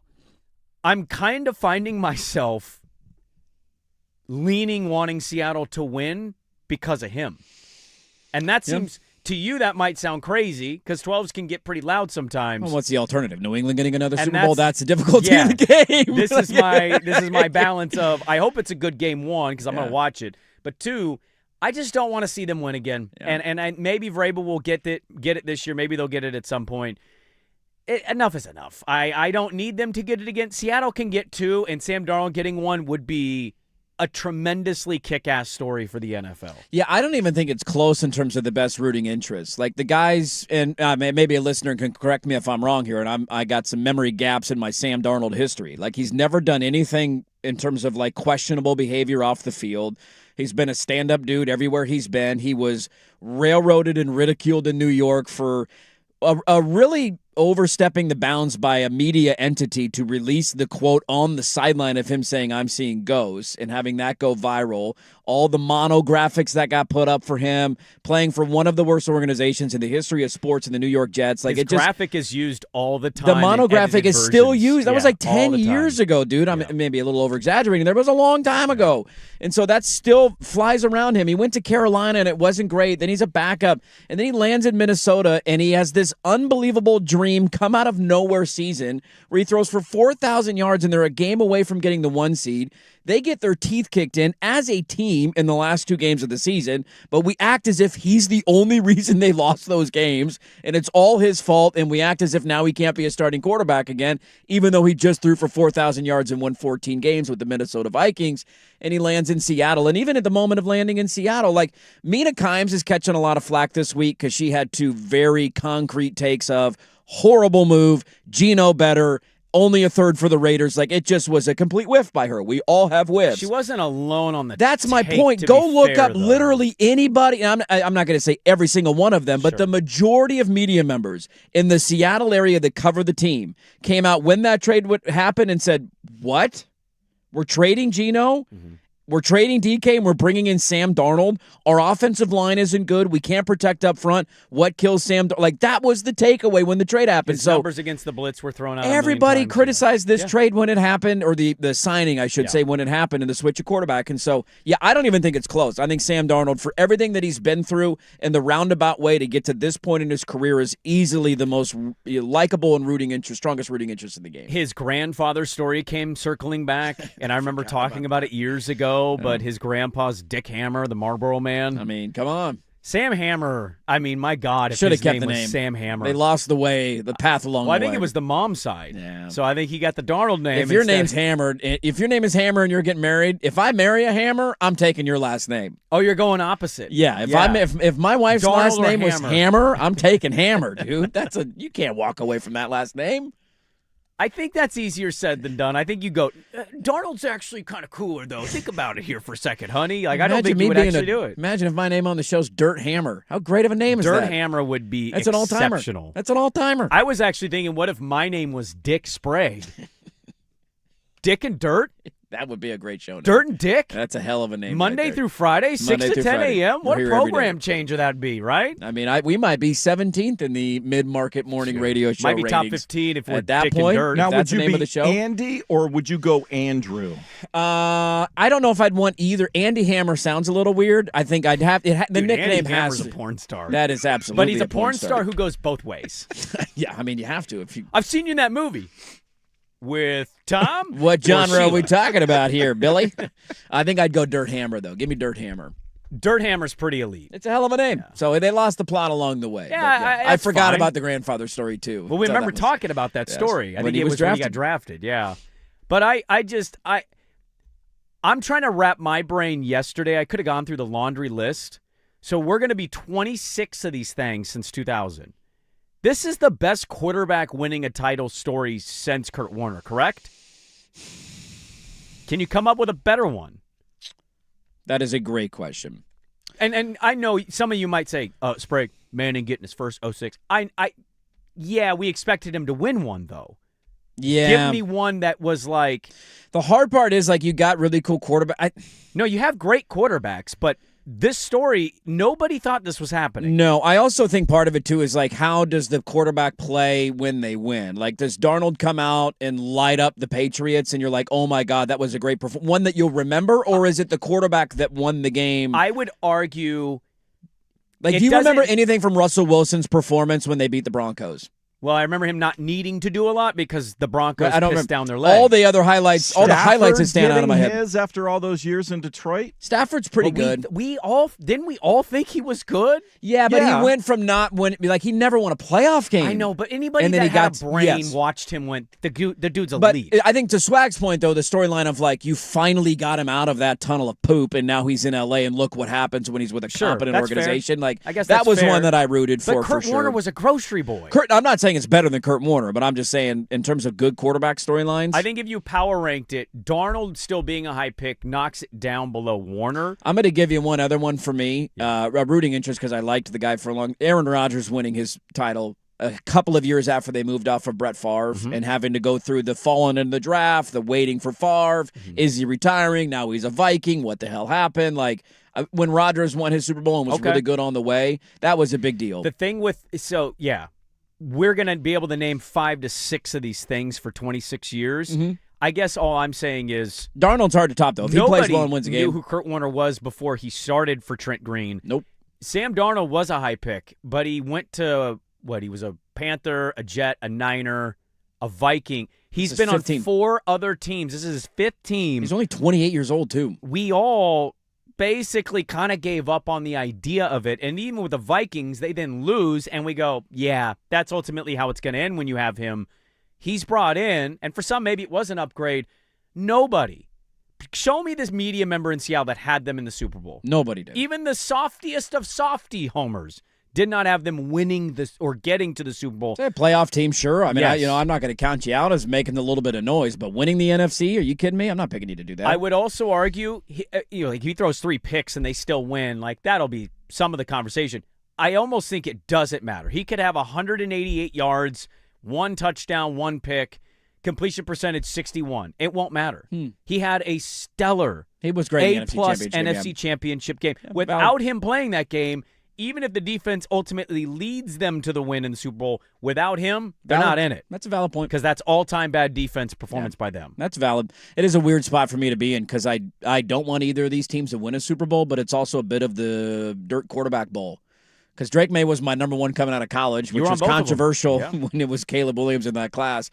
And I tried to scream from the mountaintops last year that this is a great move by Seattle to go get Darnold and move on from Geno Smith. And so I'm in a weird conundrum right now. Yeah, I mean, I poke fun all the time, but, like, I'm being honest. I'm polling for Seattle. Get 2.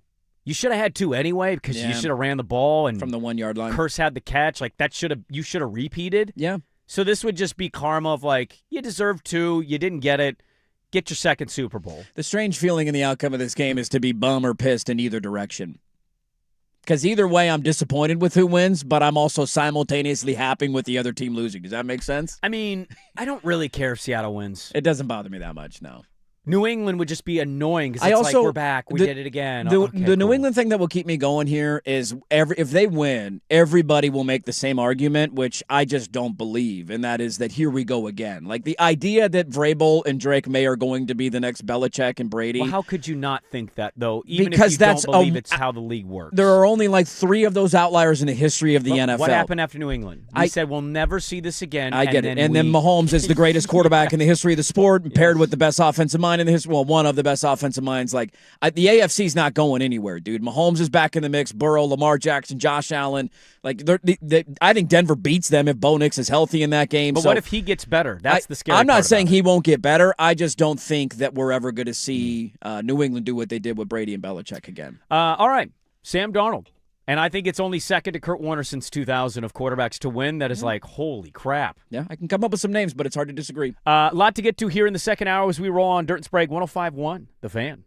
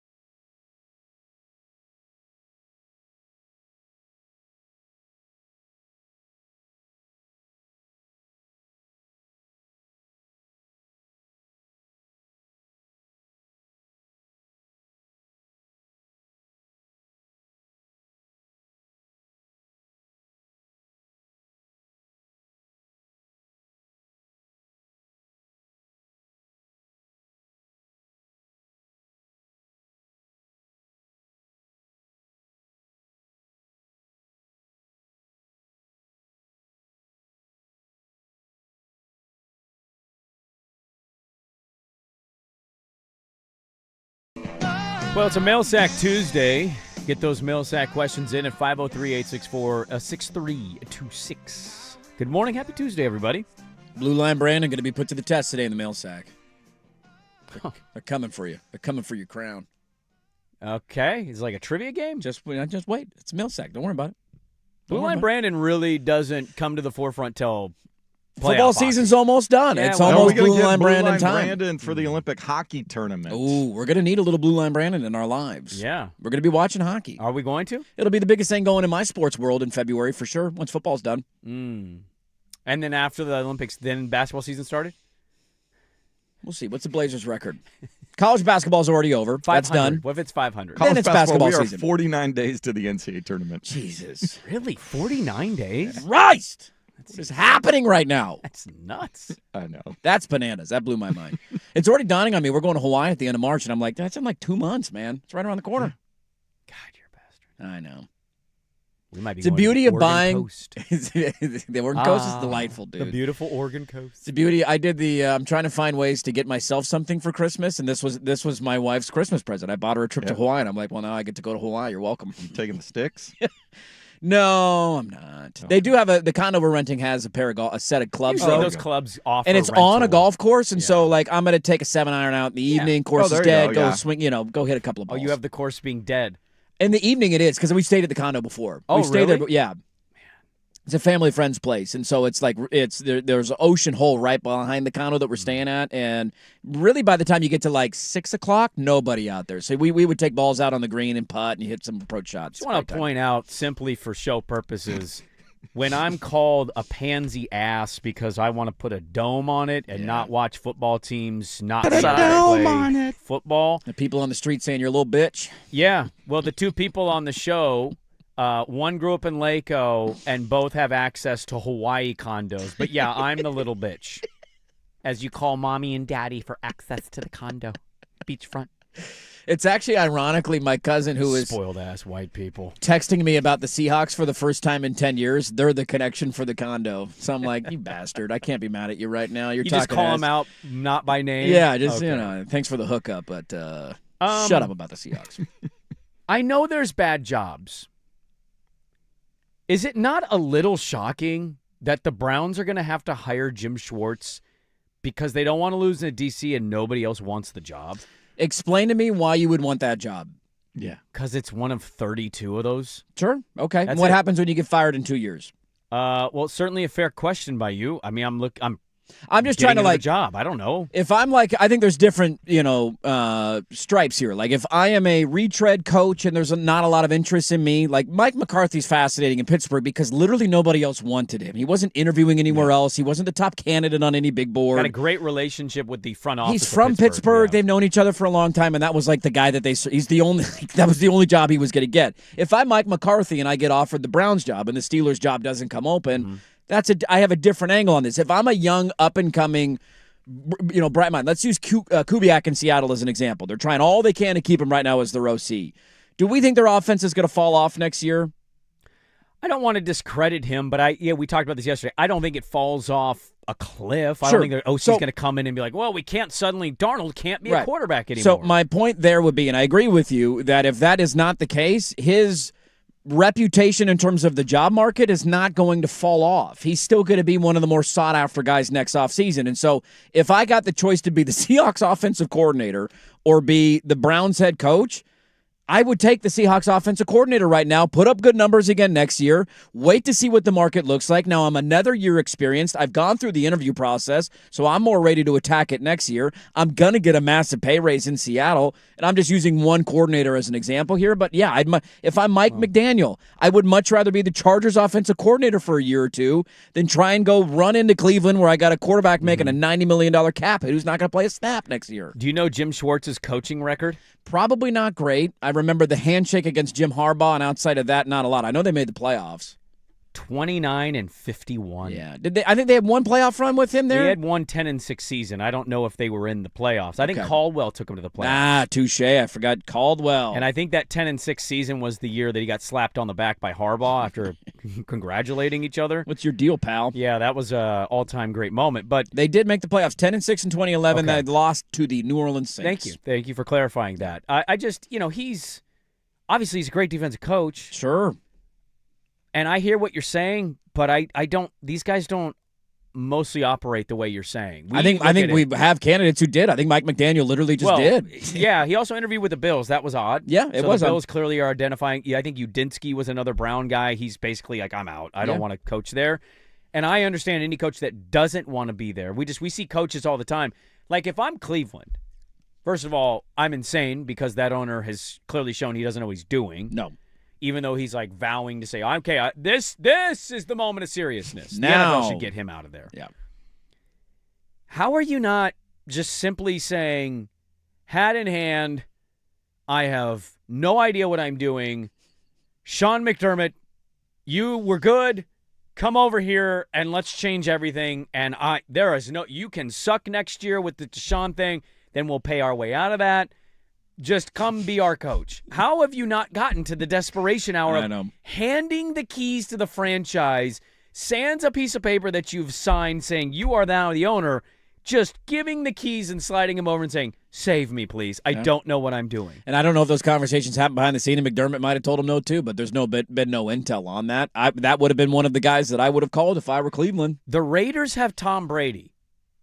You guys heard anything about that, John? Not really, no. I also love... Tom Brady they're conducting like 70... They're interviewing everybody. I know, but nobody's clearly the front runner, and there's no... What's the biggest name you've heard of the job so far? God, that's a great question. Yeah, Joe Brady. Yeah. Okay. Didn't Kubiak interview for that one? Didn't he did a interview for the video Ravens? interview. The Raiders video job? one. Yeah. Arizona. Nothing. I'm not hearing a peep out of that. I haven't heard anything about Arizona and Cleveland. Yeah. It's not a coincidence those three teams find themselves, and I know Buffalo's looking, but it sounds like they might get that Udinsky cat. Yeah. It's not a coincidence to me. Those three teams are sitting here and we're going, what are you doing? The tough part is with a lot of these jobs is that what it does, if it doesn't work out, which is whatever percentage you would have put on it, out of your control, right? Is that 20% out of your control, 30% out of your control, 15% out of your control? Like, you're not going to have every say of every draft pick. You're not going to have every say of every contract. You're not going to have every say over who your quarterback is and who you're inheriting on your roster. That team is already in place. And if it doesn't go well for you for 2 years, what's your reputation in the head coaching market? Yeah. And how long does it take you to get another job? And so I see everything you're saying, and I don't know if everybody thinks this way, but if I were an up-and-coming offensive coordinator, that would be my first thought.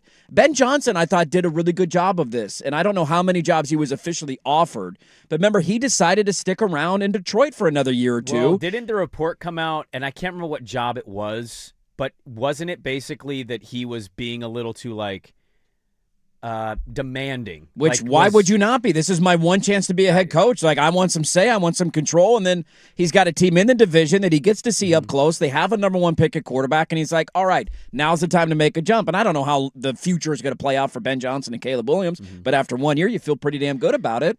What are the chances of the head coach in Cleveland succeeding and winning over the next 3 years?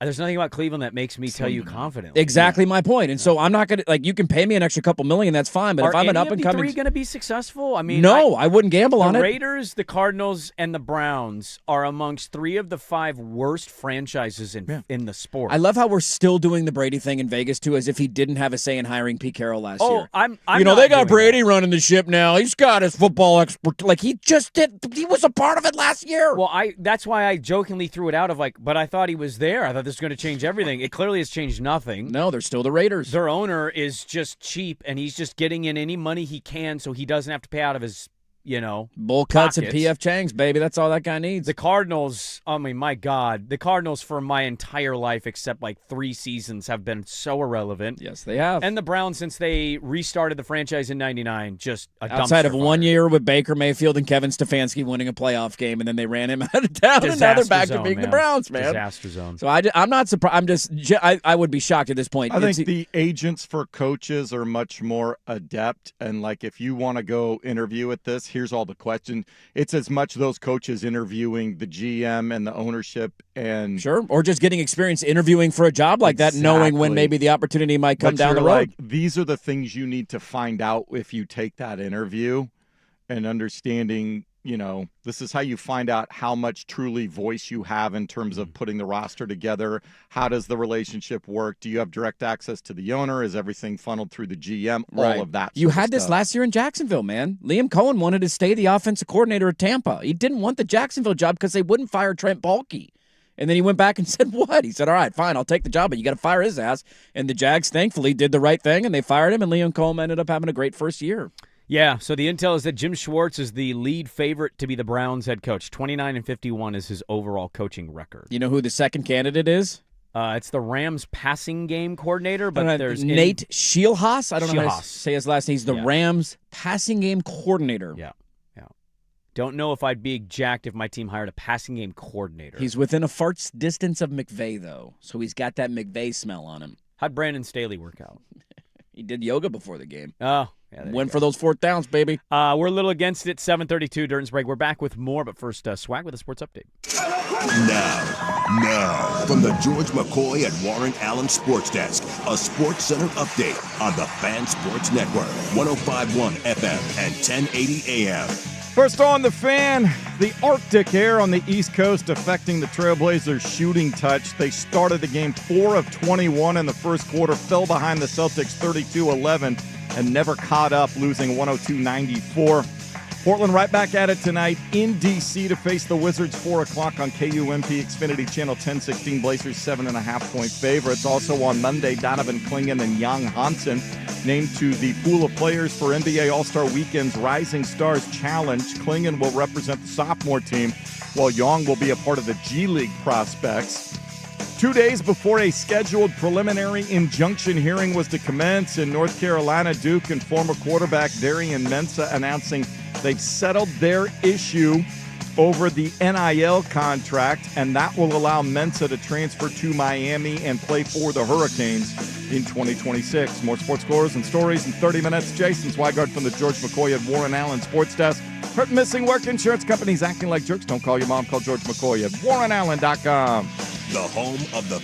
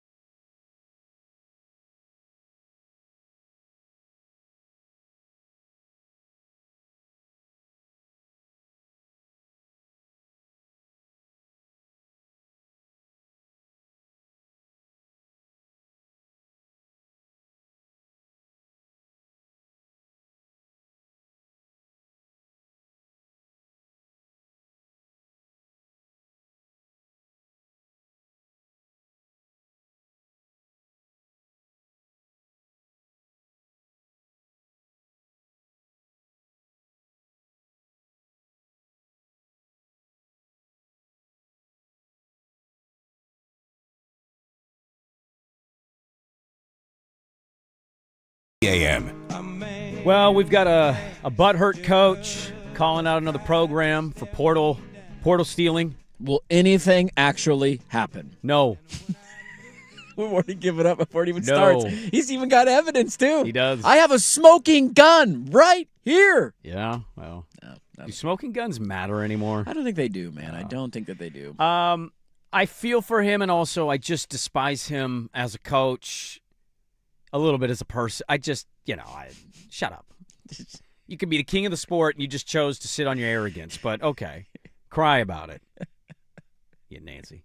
Tell me how you really feel. Yeah, just come on.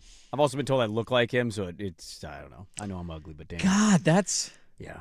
I've never heard that before. Yeah, and now I somebody can't says Dabo unsee looks it. like Sprague would look like in 15 years, and I'm like, damn, dude, you're kind of right. I get it. So it just, you got to put your gloves on, do your Team Jesus thing. It's your Patty Reed. Yeah. It just eats at you a little not bit. good. God damn it, dude, I hate him. Not good. I get occasional Dan Lannings now, which makes me feel much better than Patrick Reed. Yeah, because at least it's a guy yes. that I like. It's like, all right, if you're going to tell me I look like somebody, People at least. told you Dan Lanning, huh? I got that at the grocery store the other day. Hey, Patty Reed just won a tournament. You're damn right he did. I love that he wants to come back to the Live or PG. like a real tournament? No, he's The in Saudi DP Arabia. World Tour. Oh, he's in Saudi Arabia. Yeah, shocking. Did he win it or did they hand it to him? No, he he won won it. it. Yeah, he won it. It's not a live event. He needed to win it for points because they don't get it on He's live. currently not under live contract right now. I love that he is so despised that he tried to do the can I come back? But the PGA Tour doesn't have his requirements. Because it's the last 3 years you've won a major, whatever, and his was in like 2018. Yeah. Gotcha. So his statute of limitations is expired. And he's like, if there was a pathway for me, You I'd can be go really to Q receptive school to there, it. pal. Everybody's like, no, we don't Go need play you. on the Corn Ferry Tour. Nobody wants you, Patty Reed. Who is the hottest person you've been comped to? Lanning's a pretty good one for you. I'd feel pretty good about Is Lanning that. hot? You think he's hot? You think Lanning's a good-looking dude? He's got a bit of a boiler, but I assume it's a face thing. It's a face thing. I mean, there's a Yeah. bit of a body thing, too. Where, Well, Lanning's putting on a few pounds. He's eating When a lot you of say brisket. hot, you're asking. I'm saying probably the face area. Yeah.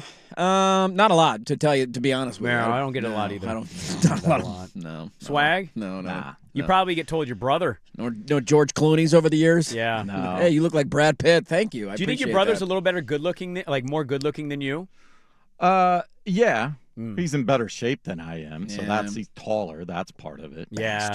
Taller, more handsome, more in shape. My brother has this where he eats like a garbage disposal and never gains a pound. Still, he's my age. Dude, he will not, every time where were we the other day? Oh, we got together on Saturday for the kiddo's birthday because it's his birthday tomorrow, so we did a little get together for him this weekend. And I'm not kidding you. They asked what we wanted to do for food, and there's these food carts up at my folks' house. And I'm like, let's just go to the food carts. Everybody gets what they want and then take it back to their house and we'll eat it. That's easier than sitting in a restaurant and ordering, and they'll just keep it simple. So we had this smorgasbord of food. I'm not kidding you. He ate about 15 pieces of sushi. Somebody got pad thai and didn't finish it. There's about half a And he crate of pad finished thai. it. Finished the pad thai. Ate a couple of cupcakes at the end of the night. I'm just watching him like, dude, you weigh 138 pounds. Damn. How is this possible? Does he run? No. I mean, I think he's somewhat physically active, but I'm not going to call him a runner. If he's running, that's why. Yeah, he's not running. He'll jog around the block and then come back and be like, Huffing and that was a puffing. good one. That's about it. That's what we're doing here. Got to run that block in 4 And minutes. somehow, some way, at this point in life, I'm like, look at my fat Vince ass. Vaughn in old school smoking Yes. a heater on the How rings. is this possible, man? Make it make sense. A quick sports question for you guys, because I didn't get to what I wanted to get to here. I really poo-pooed, mainly to drive you two crazy, the Scotty Scheffler laying wood for winning by 4 strokes. Are you going to throw a golf segment at me right now? Are you going to throw something Do you golf-related actually at me? do a little research? Okay, I got one guy excited. I got another guy kind of attacking me. It's a weird position I'm in right now. I don't think you did. I I'm think trying you to hug and punch at the same time. yeah, it's Thanks. a little, yeah. You're welcome. Wait, what? So I saw a Masters commercial yesterday again. and I'm 73 days away. reliving the Rory moment, and I just all time in my life. That's one of the greatest sports things I've ever seen. Can't win the big one, though. No clutch gene. Can you try to tell me how monumental Scotty winning it would be? The Masters? Yeah, I mean, because it's the one that kicks it off. You guys weirdly have the Daytona 500. It's the first situation. race It's of the the year. first one, but it's Yeah. also the biggest one of all of them. No doubt about it. So, and you're all about Scotty and his wins and all this, and I'm poo-pooing it a little Sure. bit, but I'm just kind of curious. What is so fascinating about Scotty winning right out of the gate this year again is that he's not Tiger, but it's the closest thing that we've ever seen. And it's not stopping. Like, we've seen other guys have these moments where it's like a 3-year window where you rack up a bunch of wins and then you fade into obscurity. When was the last time Jordan Spieth won a tournament? I don't remember. Right? But he been a minute. tacked off a bunch of majors right out of the gate when he's like 22, and you're like, oh my God. Yeah. This guy's the future of the sport. Rory was this, and then he didn't win one for a decade, No, it's right? Scotty's level of, even if he's not winning a tournament, he's always in contention. In his last 17 PGA starts, he has not finished worse than 8th. It's unbelievable. Can I give the stat that blows me away the most? This is bananas. I'm glad you just had the stat Dude, I got ready all this to give ready it. to go. This was going to be a Magic Hat segment, but I'll switch my golf segment to a different golf segment for Magic Hat. Don't you worry. We'll get to another one at 9 a.m. Yeah, I'm trying to get out of that. He's the number 1 player in the world, Scotty Scheffler is. The number 2 player in the world in official world golf ranking points is Rory McIlroy. Mm-hmm.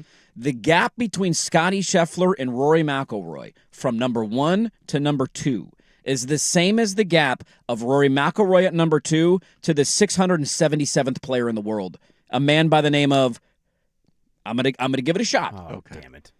Kanyungyam Kang. No way that's right. Not even There's close. Not a chance. You could have just Just said to the number. simply point out, the gap between Scotty Scheffler at 1 to Rory McIlroy at 2 is the same as the gap from Rory McIlroy, one of the best players of all time with a career Grand Slam, to number 677 in the world. So I'm already He against competes it. and wins in almost every tournament he plays in, and that's something we have not seen since Tiger. If he wins the Masters, are we entering... Yes, I think we're already there.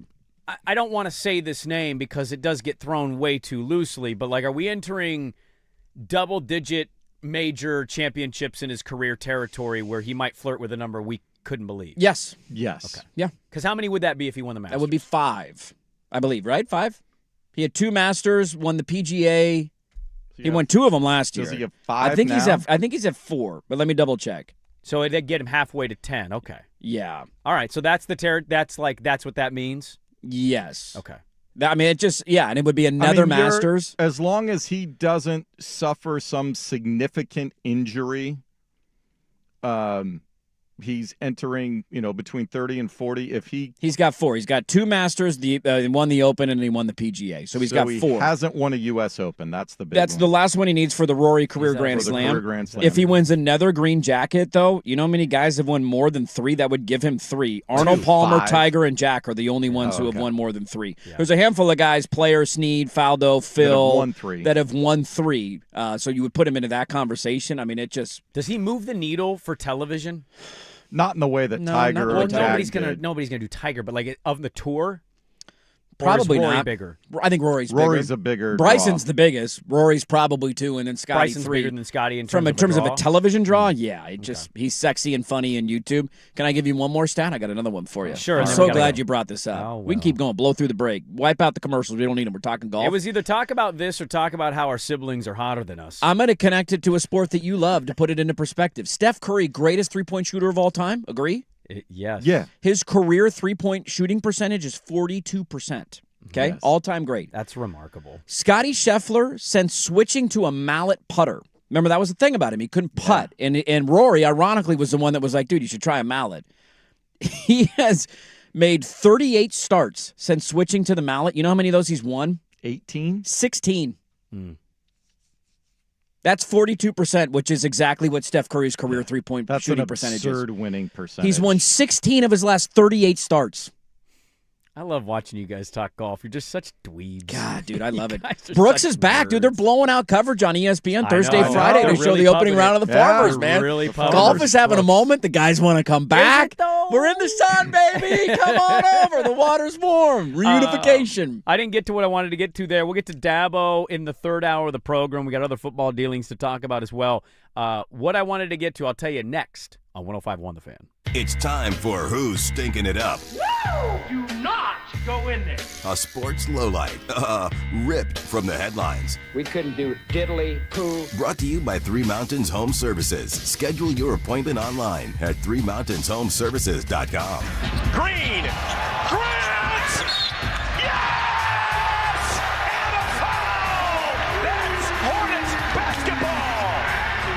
You know who that is. That's our good friend Eric Collins of the Hornets broadcast. The Hornets win. They win a game last night? 130-93. They led by 50 points after the third quarter. Who the hell did they beat? The Sixers. The fighting 76ers. Maxey had a season-low 6 points. There was no Embiid and no George in this game. Does that count as stinking it up then if there's two of your best players aren't playing? I guess the Hornets are pretty bad. 130-93 is pretty bad. That's pretty bad. It's also not laying scoring wood. 66 59 points in 3 quarters. That's pretty bad. Who's stinking it up? The Sixers, brought to you by friends at Three Mountains Home Services.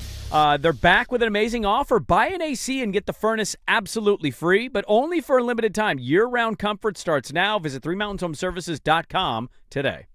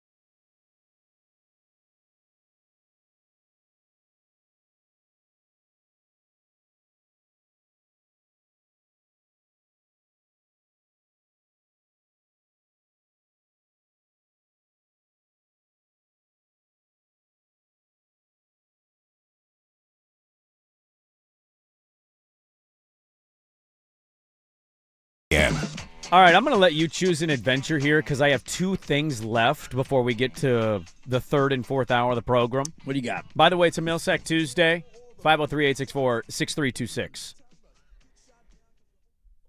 Big name in football or big name in basketball? Let's go basketball. Give me a big name in basketball. Really? Yeah, why not, man? Man, my You just did one for me. I'll do one for you.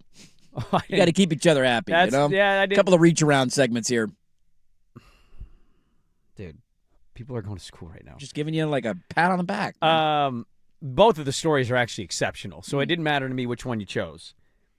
So you know what time of the year it is, right? You just said we're staring into the sun. We got one for more. golf. Yeah, one more football game left. Yeah, you know what time of the year it is? It's time where the only NBA news and stuff you'll hear about in the association is if Giannis Antetokounmpo is going to get traded. Who are we going to trade for? What are the Blazers going to do at the deadline? Has Giannis played his last game as a Buck? He's now injured. He's out. Didn't he do a post-game interview the other night? Was like, we suck. Nobody cares. Nobody's trying. Nobody wants to be here. Get me out of here, But basically. he refuses to. He's doing the Dame thing. I will not be the one who asks for the trade. but the team will eventually force me to ask for a trade, but it won't be me. It'll be my agent. So technically, you'll never be able to say I asked for the trade. This was not me. I didn't want this. My agent asked for the trade. And he wanted me out. I've told you guys this before. This year has lost me in a way that I was not expecting or ready for. Why is that? So involved in football, or is it regular season too long situation? Well, I found college to be awesome outside of my own alma mater. Fun year. I thought it was a great, fun year. Great year in the NFL. NFL was fantastic, dude. Stupid, made no sense. A lot of bad teams, but like all of them are kind of bad, so everybody hung around. Yeah. Yeah, I think the amount of time I cared about football far grew this year, and basketball shrunk. And this is continuing to be an issue for me. And if it's an issue for me, it already is this for a lot of other people. If you're having this problem, Dude, buddy. if I have the issue, go look at Windhorst and Zach Lowe, two people I really respect who I think do exceptional job. Their last two podcasts are the Knicks going to make a trade, and who's the trade partner for Giannis? Yeah. If that is all your podcast, Probably a is LeBron around, genie bus thing in there. The owner doesn't like him anymore. Yeah, there was. There was an entire Zach Lowe episode about the Lakers story. I still haven't read the Lakers story. Genie Bus, one of the most overrated and ridiculous owners in the history of sports, who was just gifted the geography of a franchise. I mean, yeah. Just shut the hell up. I didn't even read that story. Did you? I didn't need to. Swag, did you read the Lakers story? LeBron won a title for you. Why don't you stop complaining? I read some of it. It's lengthy. But isn't it don't about care. what we already kind of know? LeBron medals, and he wants to have a hand in saying what they do. And yeah. You got into LeBron business. He won you a title. Shut up. Yeah, It is the ultimate, sports soap opera, and just uber rich, totally petty. I just Nepo baby owner. Yeah. the Giannis thing. Like, It's the NBA's version of Succession, is what it is. Sure. He's gonna eventually move. We know this. It's gonna happen. Should be to Portland. Okay, but it's not going to be. We're going to be the third or fourth team in the trade, and we'll get a guy, and we'll tell ourselves that guy's untouchable now for 10 years. He's coming off the bench. I don't know. It's really annoying me now, man. I didn't expect I'd get here, and I'm here. I'm finding myself seeing NBA on a non-football night. Sure. And I'm like, I think I'm going to watch a rerun of The Office. It's more entertaining. And I've seen the episode. It's gonna make know you laugh. the lines. It's going to make you laugh. Did you take in? So last night you had that. Obviously, we were watching the Blazers, and they came out and they were cold as ice. You knew they were losing the game after the first quarter. Exactly. First 5 minutes, thanks for coming. Did you flip over and catch the Arizona-BYU game, which almost turned into... It looked like it was a great game with a crazy finish. Well, Arizona was kicking the crap out of them and for BYU 30 came minutes, back. and then BYU woke up. Sadly, both of the same sport, but sadly, both of those entities suffer similar issues. Not similar issues. They suffer issues that have lost me. College basketball is irrelevant until March. One and done has ruined it. The portal, it's impossible to follow teams now. I couldn't name you a single player on Arizona's team. And the NBA is just like 2 weeks in, all right, let's blow all these teams up and trade everybody. Yeah. Cleveland's a good example. Cleveland, I know, has turned their season around, and I don't know that because of certain elements of their franchise. But, like, they're 2 weeks into the season. Orlando had this a little bit. 2 weeks into the season is not working. Well, the Bain trade was a bust. Blow it up. Yeah. And it's like, that's just what the league is now. It's constantly blow it up. Team sucks. Not going to win the title. And I'm like, well, that's never been a thing, everybody winning the title. No. And so it's just, I see the Giannis stuff. I hear it. I don't read it. I try not to follow it. I will not consume podcasts about it. And the league is losing me. And that I love basketball. I'm coaching basketball. I'm following more women's college than I am anything else. It's really sad that the league is getting to the point with people like me, and I know there's even more diehards than me. Yes. But, dude, if I'm having this issue, there's way more other people having this issue. So maybe this is a question for like all of what gets you aside from your team. So your passion, you're tuning into them no matter. Carry this over next if we're against it, but we can talk about this next if you want. What gets you to tune into just a random sporting event on a Tuesday night? What is any sporting event or a basketball event? Anything, yeah. Anything. Because this is the way that a lot of sports are for people now. Is it a team? Is it the best player? What is it that gets your attention? Sports in general, outside of the World Series, like right now, this country is loudly saying we passively care about sports. Yeah. Once football's done, We care about the NFL. the We care about Masters will college rate football. well. Yeah. The Tournament opening 2 days will rate well, because it always does. Yeah, the tournament, the couple of first days. Yep. Maybe a Spurs-Thunder matchup does okay, but I could see that not doing well from a rating standpoint. And Major League Baseball playoffs. Winter Olympics. I think the Winter Olympics will be Olympics for will some people, because probably that do well. ventures out of the sports community where there's That's non-sports patriotism, fans right? that end Yeah. up watching, and you're following stories. And So all that. outside of Olympic years, I think America is just like, we don't really care about anything. And that's not to say our listeners don't. No, everybody has a different interest in things that they want to watch or like. But we can see the difference. When we watch football, we all watch football. Yeah. College and NFL. But, like, when it goes away, it is, the NBA is still dealing with trading everybody. And, okay, players aren't playing on the primetime game? Yep. Like, I got home after that start of the Wolves-Warrior game because I had basketball. And I got home and I turned it on. I'm like, check Curry this game hoodie, out. Edwards hoodie, Draymond hoodie.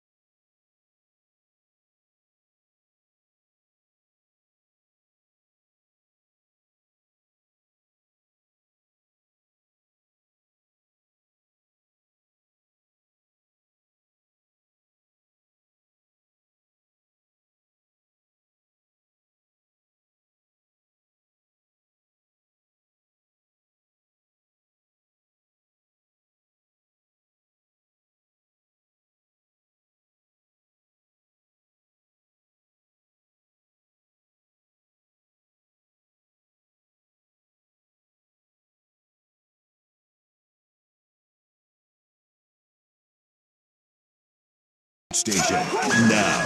Now, from the George McCoy and Warren Allen Sports Desk, a Sports Center update on the Fan Sports Network, 105.1 FM and 1080 AM. First on the Fan, Trailblazers were as cold as the Boston night Monday. They fell behind the Celtics 32-11 after the first quarter, hit just 4 of 21 shots, could never catch up. They fall 102-94. Portland right back at it tonight in the district to face the Wizards at 4 on KUMP Xfinity Channel 1016. Blazers 7.5-point favorites. On Monday, they found out Donovan Clingan and Young Hansen will be part of NBA All-Star Weekend's Rising Stars Challenge. Clingan representing the sophomore team, while Young is a part of the G League prospects group that will participate in 3 weeks in L.A. 2 days before a scheduled preliminary injunction hearing was to commence in North Carolina. Duke and former quarterback Darian Mensah announcing they've settled their dispute over the NIL contract. That will allow Mensah to transfer to Miami and play for the Hurricanes in 2026. More sports scores and stories in 30 minutes. Jason Swigard from the George McCoy and Warren Allen Sports Desk. Hurt and missing work, insurance companies acting like jerks. Don't call your mom. Call George McCoy at WarrenAllen.com. The Fan is live on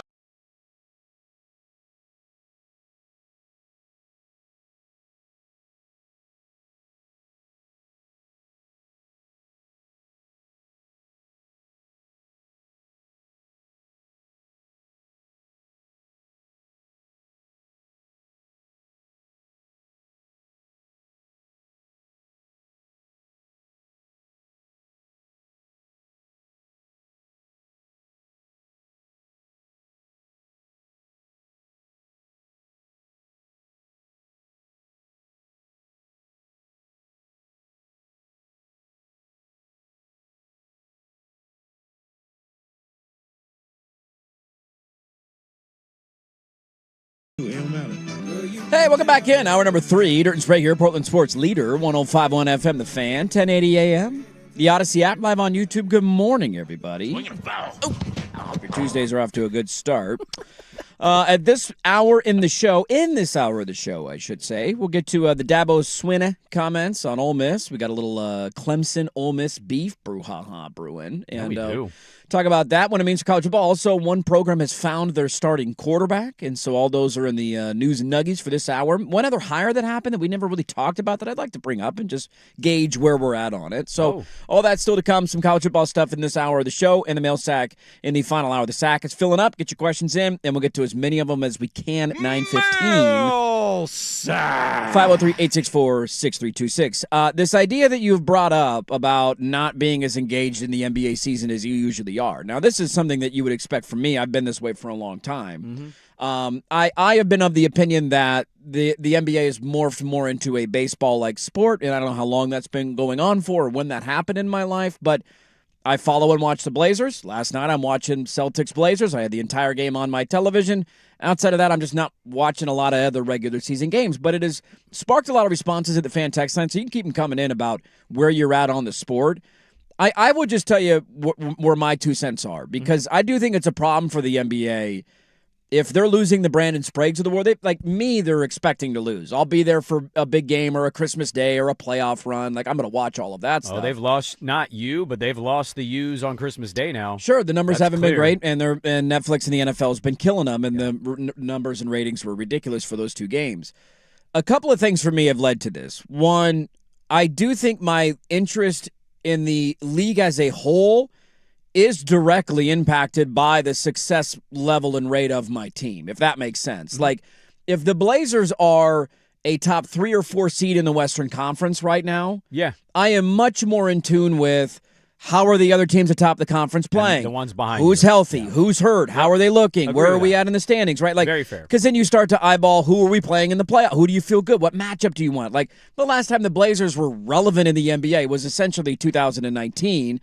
And we had to, that was a thing going into the playoffs. Who do you want to, do you want the 3 seed? Do you want the 4 seed? Who's your first round matchup? Are they going to beat Sacramento, or they're Right. sitting all their guys? Game Yeah. 82, and should we play, and do we want to rest, and all of that. And so I think the Blazers being down has drastically impacted my interest level, where I'm still watching the games and following the team, but none of it matters. We're not going anywhere. We're not winning anything. Wake me up when the playoffs start. I'll watch the playoffs, and that's all I really need to know. And so I do think that's part of it. I think the other thing, and this is more of a professional approach that I have, is that the reality of our jobs is like football season is our money-making season. Football season is the cream of the crop. It's the best time of year for us. It's the one sport that we talk about on the show that everybody is, for the most part, not everybody, but the vast majority of people are engaged with and watching and following along with. And so there's storylines that we could talk about in the NFL. We did a segment today on the Cleveland Browns coaching search. The Cleveland Browns coaching search. That's going to elicit opinions from people because they know what's happening. It's the NFL. They don't know how bad they've been, and is it worth it, and all that stuff. Who's the coach of the Utah Jazz? I couldn't tell you for $1 million, and if we did a segment on that, I got nothing for it, and listeners don't care. He's gotten 2 extensions, and he's been one of the worst record-wise coaches for like that 3 guy. years. That guy. I can't believe he got an extension. Will Hardy. Will Hardy, dude. A Hardy bro, just through and through. I can't believe he's still the head coach of the Utah Jazz. It shocks me, but that's like the reality of the NBA is that you can nitpick certain storylines, but I think to your point, the problem with the league is there's only so many storylines that will reach the vast audience, and that is the Knicks, the Lakers. Where's Giannis going to play? Yeah, that's what it the is. Warriors. Yeah. Like, that's it. And those are the only ones that will elicit a reaction from the league-wide audience. And so, but for me, when I get through football season and there's so much importance and we're watching so much, there's almost a breath of fresh air of, let's take a little bit of a breather here. And then we'll kick it back into high gear come playoff time and at the back end of the year because it's a grind to go through football season. I heard this about a year and a half ago, and I find it absolutely true. There's a guy named Derek Thompson. He's an author. He just wrote a book called Abundance. And he basically it's kind of a societal political book in nature of like, we actually have the ability to make everything better. We're just choosing to not. And make it limited so we can charge price. Anyways, he was on a pod with Simmons, and I thought the clip was interesting because I actually think it's exactly how people consume the sport. I don't think people really watch the sport anymore. Like, the best game of the year happened 2 weeks ago. We didn't mention the game. I don't think anybody, mostly the people in the audience, didn't watch, and I don't even know if they know what game I'm talking about. I don't know if you know what I'm talking about. I got no clue. Spurs and Timberwolves, like 2 weeks ago, had Wemby go for, I want to say 45, and Anthony Edwards went for 56, and it was a thrilling overtime down-to-the-wire game. It wasn't on national TV. How many people watched that game? The people in the 2 markets? 200,000? Yeah. Counting the markets, like outside of that even? Some League Pass viewers here or there. So if that game is not televised or front of center of your mind, or you even care, well, how do you consume the sport? Probably with what they're doing right now on ESPN. Are the Lakers a legit title contender? Yeah. Well, they're going to say no. They're going to say LeBron's old. They're going to say Luka doesn't play defense. And they're going to say they need to make trades. Well, what trades are they going to get? And now they're going to talk for 15 minutes about the hypothetical trades that haven't happened and probably won't happen, right? Coming up next, boom, into the next trade discussion. I think it's a mixed bag of bad timing for TV fans of the guys sitting when they want to watch. Yep, not good. The start of your year coincides with the end of the most popular sport in the world. And largely, America. You can consume the sport without consuming the sport. And that's what Thompson said. And I think he's spot on. When we get to the playoffs, we joke about Blue Line Brandon, right? I had a nice little run for myself in hockey predictions last year. The funny thing about basketball is when we get to the playoffs and you see the top 8 seeds, I can watch every night on League Pass, which I did not purchase this year, and you cannot watch any of it. And I bet you can have just as relevant feel of how it's going to unfold. Sure, because it's a different sport, it feels like. Well, but also you know who to pick. Yeah. When Jokic is going in round 1, they're going to be like, Jokic. Could the Clippers take down Jokic? And you're going to go, no. And you didn't watch either team play, and you'll be right. Are the Thunder going to get to the West Finals? I don't know about that this year. Right. Yes, they will, and you will be right. Yeah. It's the same thing. You do not have to consume the sport to know how the sport is operating. You may miss good stories of role guys who are, hey, how about this guy and that guy in Charlotte or Houston or whatever. You might miss those storylines, but they overall don't really matter. Baseball has the same issue. Baseball viewership is through the roof when the playoffs happen. Yeah. Very stagnant. And in a lot of local markets for their specific teams, but Sure. from a league-wide standpoint, it's just meh. Yeah. And it's a little higher than basketball, but that's what basketball has to deal with is it's constantly bitching and moaning about how the teams suck. It's constantly wanting to trade all of the biggest players to all the biggest cities. Mm-hmm. And it just doesn't it doesn't seem to really matter in the cultural conversations the way there's no denying football is literally our last grasp of universal society conversation. Your water cooler talk that everybody can understand and relate to what you're discussing. I still haven't watched Stranger Things yet. You have. We can't talk about that. But we can sure as hell talk about Thursday Night Football because did you see the Browns-Jags game? Can you believe the Browns almost beat the Jags last night? For most of us, like in our mostly male, but we got a lot of female sports fans out there too, that's our last thing. Yeah. And it's still the thing that we hold on to the tightest. Whereas Tub Ludwig walks by, I could ask him 9 basketball questions. He couldn't answer any of them. No, he's not watching. And I Swag might not know it, and you might not know it, and depending how you ask me, I might not know it. Sure. So it's just fallen to the back burner of important stuff in our lives, and we're almost getting to that point. Yeah, and to answer Swag's question, because I did think it was an interesting question in the last segment of what would get you to watch on any given Tuesday night. Now, one part of this for me is also just where I'm at in life, right? Like having a 2-year-old running around the house. No, it's like, I understand that. I'm not flipping around from game to game. But you've got, for whatever but reason, I think your Tuesday night's free. And I got nothing going on. Grandparents are doing something with the kid, sure, and your wife I got availability. Yeah. And he's not sitting and watching tennis. He's going on a date night. Yeah, but I also think, and I don't know if this is a generational thing. Maybe this is the smartphone having too much, play in my life where I need more of a sense of urgency and something. Like, I just have a really hard time at this stage. You mentioned the Timberwolves and the Spurs game and it being this classic game. And you're watching, to Swag's point, just great competition and great athletes going at it. The retort that I would have at this point in my sports fandom is, what does it mean? So you need stakes. I need stakes, and that's where it's just like football gives you stakes even in week 6. Even in week 6, because there's only so many games, and it's once a week. And if you start 0, we do this in the NFL. Like, what's the stat of teams that start 0-2 that still go on to make the playoffs? Like, you're almost eliminated. Your season's almost over, and so I'm not denying the fact that it's great entertainment. And if I'm sitting around, it's on TV. Maybe I'll flip it on. But also at the outcome, does that mean Minnesota's going to beat them in the playoffs? Does that mean Minnesota's going to win? Does that mean Minnesota's now got a better – like, that's the hard part that I have, and I don't know if that's just a generational thing because I haven't always been that way as a fan. I don't know if it's a smartphone thing where I just need instant gratification because I'm not that way in every aspect of my life. Well, but I hear you, and I think I just have a hard time. Like, I do this with Sunday Night Baseball where it's like you try and sell me on Cardinals and Cubs in the 46th game of 162, and it's like I get why Cardinals and Cubs fans care. I care when the Giants play a game, but I don't – I'm not playing fantasy baseball. This game means nothing to me. I think your stakes thing is probably accurate for a lot, but also I could, for as much as I might not be following the league the way I did, I still watch a Spurs Thunder game, and I might not get stakes of like the winner of this one goes to X and Y. I can still sit down though and like really enjoy and appreciate it. Sure, like there's still teams and players that do get me. Yeah, but the league, like. I was more of just answering of Swag's question of what do you need to turn on a Tuesday night, and I have a hard time getting excited about that. Yeah, some stars will do it, sure, but I just have a hard time tuning in and being fully engaged with the game unless there's something along the line. I have 2 screens going, but I'm cooking dinner and I'm on my phone and sending emails or checking at the state and that sort of thing. And then if something gets interesting or whatever, I had the Arizona BYU game on and Arizona was kicking the crap out of them. I'm like, okay, and then BYU started to make the run. And so I dialed in on the last 5 minutes. But see, sometimes in those situations, if I do partake, I will turn the channel. And if I don't go to my ESPN app to check, I don't check back in. Yeah, if you don't recheck the score once you change your channel. I would use this too. Like what I meant by the tease of like you do dabble in everything. I also feel like you do dabble and watch everything, but I don't think you passionately watch everything. It's just on. You just always have something on. And my example of this is my introduction into Premier League this year. You talk about stakes. Literally every match my team is in is about, are we going to be relegated or are we going to stay up?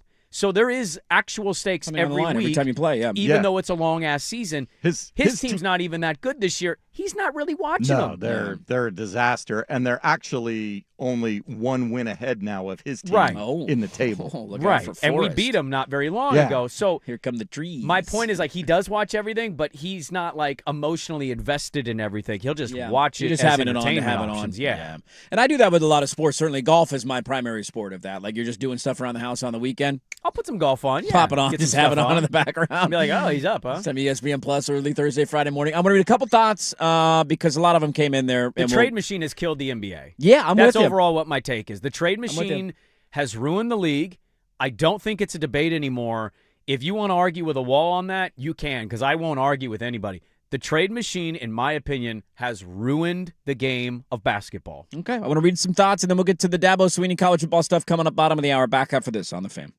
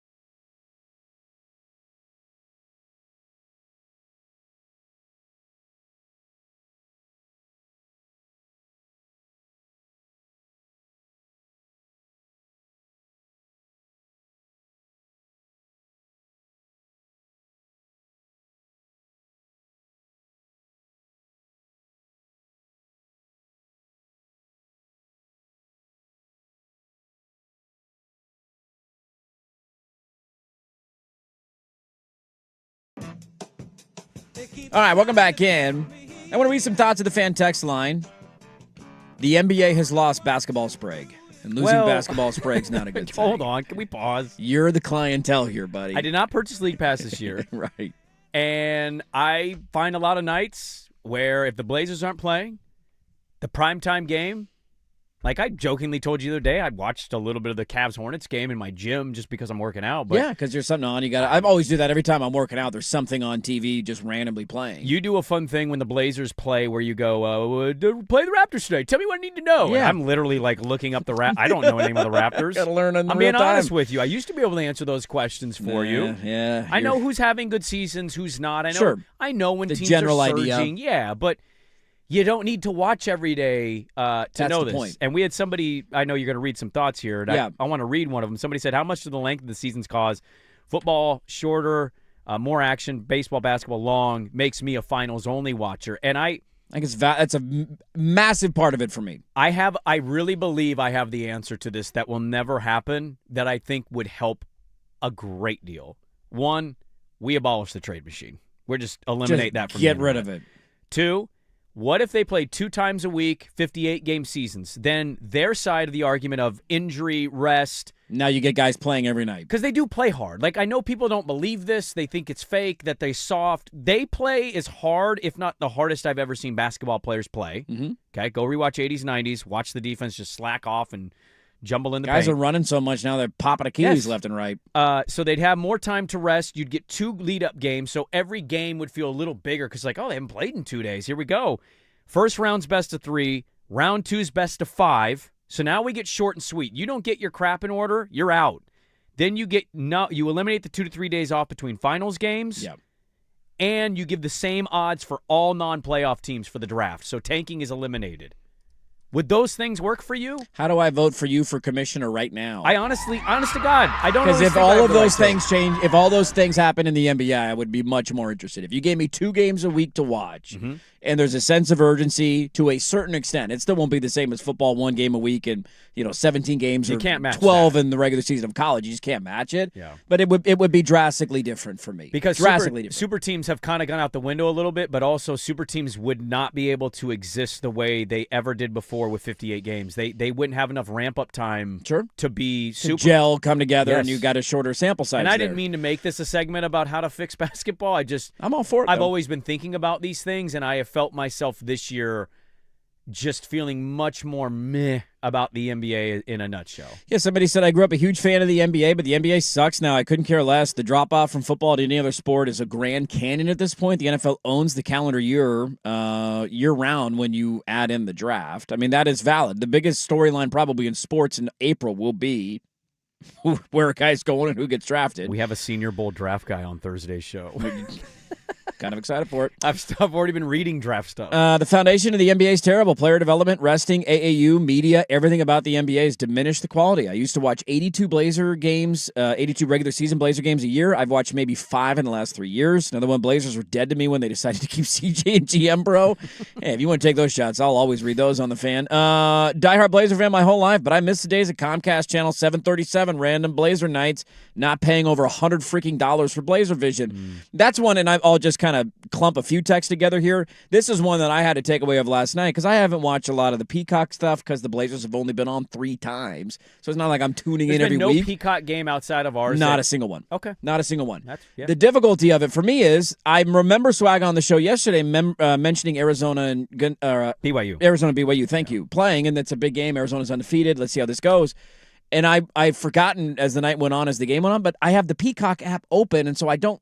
The Blazers, they were getting killed, and then all of a sudden you're like, they're only down by 10. They're technically still in the game. Yeah, they came back at the end. I don't think they're going to win, but they're not mathematically eliminated yet. So I'm not exiting out of the app, opening up YouTube TV, going to watch 45 seconds during a commercial. But I'm not doing 2 screens while I'm watching a kid. I'm just not, I'm not doing that. I'm just telling you could have done So it. that's the other part, and a couple of those texts came in, and I remember bringing this up the moment they signed with Peacock of, I understand the money is great, but I did question what it does to the general viewership of the league because a number of people have texted in saying when the NBA was on TNT and I had cable or YouTube TV or whatever, I'm flipping around, and you land on it, and you're there at halftime, and Chuck makes you laugh. He says something funny.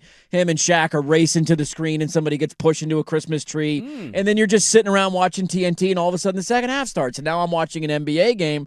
Whereas when so many of these games are on a streaming platform, you have to go there specifically to watch the game. Never in a million years have I just sat around on a Monday night and randomly scrolled Peacock to watch something. I'm scrolling to see what's live on television, and that's when you'll get me maybe as a passive viewer. I'm not going out of my way to watch your games, and so I think it's great. Similar to the MLS going to Apple TV, your fans know where to find it. Your fans know where to go. Yeah. But it's the fringe fans that you're trying to pull in that That I are just not I don't finding think it. you're going to Amazon and Peacock to watch the Well, games. The interesting thing, too, is, and I think this is part of the conversation maybe for me that I hadn't considered until that listener texted in. How many Inside the NBA on ESPNs have you watched? Goose egg. 0.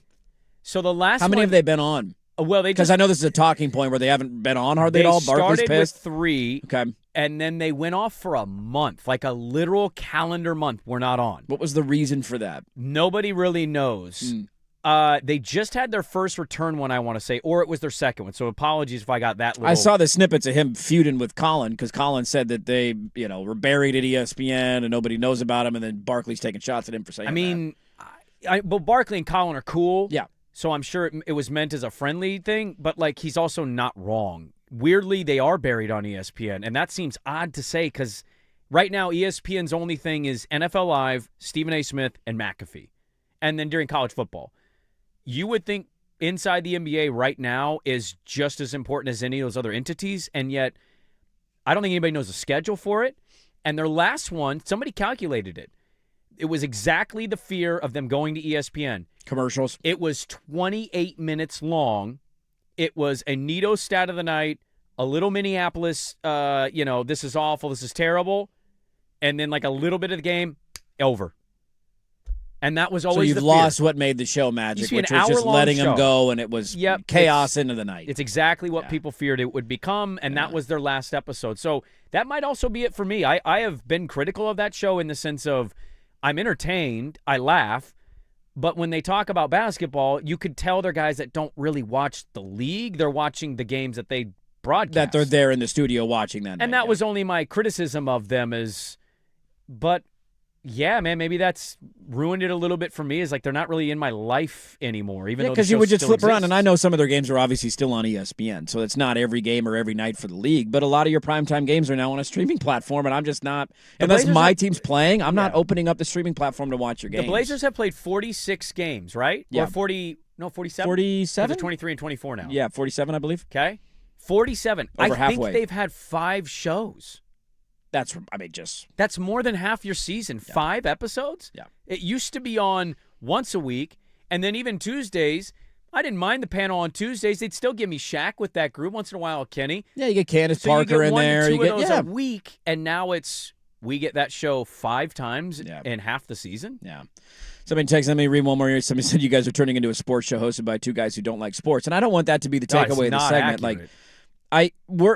And there's 2 different things here. There's the sports fandom side of us, because there's a lot of things that I care about and I follow that we don't talk a lot about. Golf, like when you throw a Scotty Scheffler segment at me, like you're going to get me going for 20 minutes because that's a sports fandom that I have that I genuinely love. I cannot wait for the Farmers to tee off this weekend. It's one of my favorite stops on tour. It's Torrey Pines. Brooks Koepka's back. Like, I'm jacked. I'm trying to watch as much golf as I possibly can, but we're also in the entertainment business and trying to come up with topics and segments that will attract and be an interesting listen to the widest majority or widest net that we could cast. And that's a difficult part of the NBA right now, is outside of the Blazers, which we talk about regularly. Not a lot to talk about from last night's game because it was over 4 seconds in. But in terms of general NBA discussions, how many of those reach through and grab the listener's attention outside of the main talking points nationally? And that's the issue with the NBA. I think my whole point is not to say I don't care about sports. I think that's a little extreme. No, I'm going to watch 130 Giants games. I've watched almost every Blazer game this year. I will continue to watch. I think it's just the numbers bear out that we're more normal than maybe that person. Yeah. You think that we're the ones that don't like sports. It's not accurate. The rest of the country is literally telling you the exact same thing.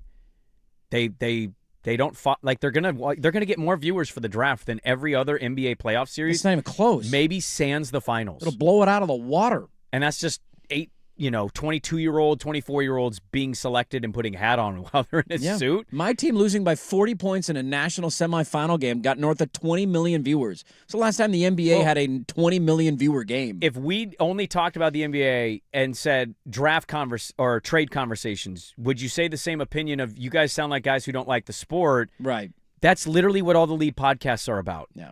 Is trades. Giannis, Knicks, Lakers. Trade. Hey, you see the Pistons are really good. I did see that. Who do you think they should add at the deadline?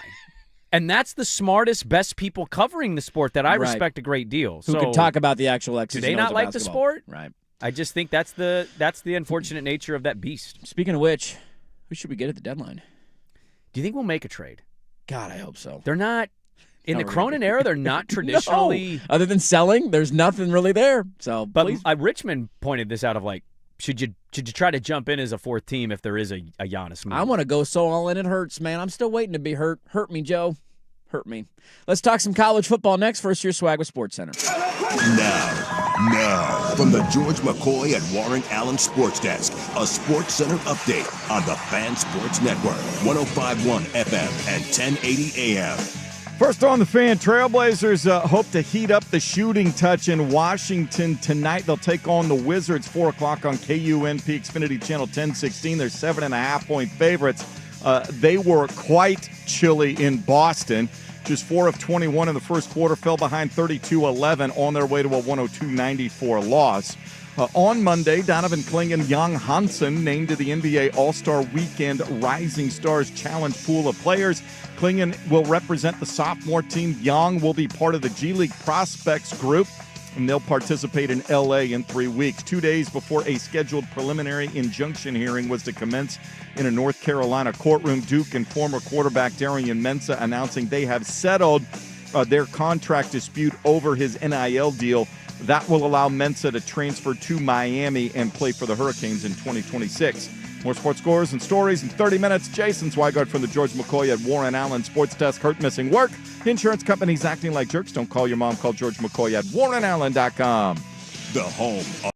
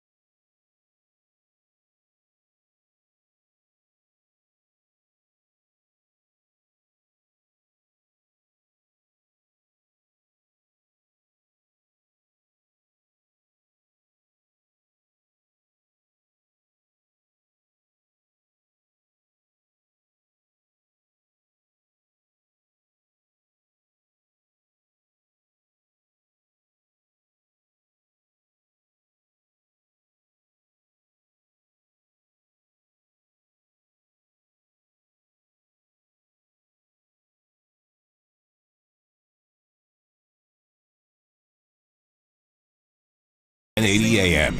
All right, we don't have enough time here because we went a little long on an NBA conversation. I'm a little fired up then. Look, yes. Well, because I don't like, just because you have a conversation about how a sport might not be doing a good job in itself is not a reflection of me. I love sports. Yeah. I read the coolest sports story of the weekend, and I had no idea, and it involved my team. Oh. Did you see that John Brody passed away? I did not see that. Do you know who John Brody is? I've heard of the name. 1970 NFL Hall MVP. Okay. He was a 49er quarterback. He passed away, died at age 90. And I saw that note, and I'm like, wow, R.I.P. to an old Niner. And then I read about John Brody. You know anything about John Brody? I got nothing for you, buddy. He's a TV analyst, too. I'm upset that he didn't tell me about this. Riggins over there. Riggins right up Riggins' alley. So he's the Niner quarterback, league MVP. Yeah. Okay? He's a broadcaster for NBC. That, to me, is not the note. No. He joined the senior PGA Tour at 56 What? and 91. Dude. And he won an event whose field featured every top 10 money leader to that point of the season, including This guy's my hero. Chichi Rodriguez Yeah. and Lee Trevino. What? So imagine Brett Favre, to the point of the story, retiring, joining the senior tour, and then beating Ernie Els in a tournament. That's if Smoltz does it. Like if Smoltz, who Sure, who same was, thing. Or Steph Curry, or Yeah. there's a few great athlete golfers. and then they go on the Champions Tour, and It's a dream, man. and Tiger goes out. Let's say Tiger, now that he can be out there, He technically can if he wants to. A guy wins a that tournament doesn't with care about Tiger. sports doesn't read that story. No, I read it is that not. story. That's a great story. No, I think the tough part that we have as a country, and this is the retort that I have to the idea of not caring about sports, I think we all have things that we still passionately care about. I think our opinions on everything outside of football are more splintered than they have ever been. If you told me I could do 2 hours a day talking golf, I wouldn't need to research. I wouldn't need to. I would just be ready out of the hip. I could do it for you. I'm not going to make you go through that because I know that's not what the majority of our audience cares about. Yeah. But I think that's the difficulty to kind of put a bow on that entire segment is that our interests outside of college football and the NFL are just split. And the Blazers in this market. Yeah, 'cause you start the Blazers, branching out into your own then it's like fandoms then and it's sports you and really like whatnot. tennis and you really like golf Yeah. and I can't wait for hockey and you really like And that's college what makes basketball and you really this- like it's Yeah, like yeah, everybody's all over the map. Whereas and that's football what makes is the this unifier. market, this sports market, unique. Because unlike Seattle, that's got a team seemingly in every sport, and they can just talk Seattle For sport. 2 the weeks, they're big going to have city. one topic on Yeah, they're every gonna show. have one topic. Yeah, man, longer than 2 weeks. That'd be the topic for the next month. I just asked multiple people in our office that I know are sports fans. I just went up to them and I went, "Did you watch any basketball last night?" And I got, No. I watched a little hockey, though. I was Hey, like, look at that. Let's There we go, go. baby. All right. Somebody said, what are the things you're excited? Like, dude, you want me to go on Winter Olympic hockey? I'll do an hour on Winter Olympic hockey every day if you want me to do an hour on Winter Olympic hockey. I'm terrified. Best players are playing in the Olympics Yeah. for the first time in forever. The Four Nations was a moment in time last year. We talked about hockey last year during the Four Nations. We got fights, USA-Canada rivalry. How could you not? We didn't talk about Denmark's big skiing controversy. Yeah, man. See, they're downhill skiers, bunch of cheaters. Oh, are they? They putting weights in their skis? Yeah, I don't know if Are it's they weights. hollowing out their skis? Is that how you cheat? How do Did you you cheat do in the skiing? weights thing because of Cool Runnings? Yes. Yeah. That's all I got. Yeah. Or From the there's sled. more. That's all I got. There's some other Do you grease Olympic the skis? How do you cheating, cheat in skiing? cheating stuff going on in the Magic Well, it's the Hat. Olympics. Do Why not? steroids help you ski? Absolutely. Yeah.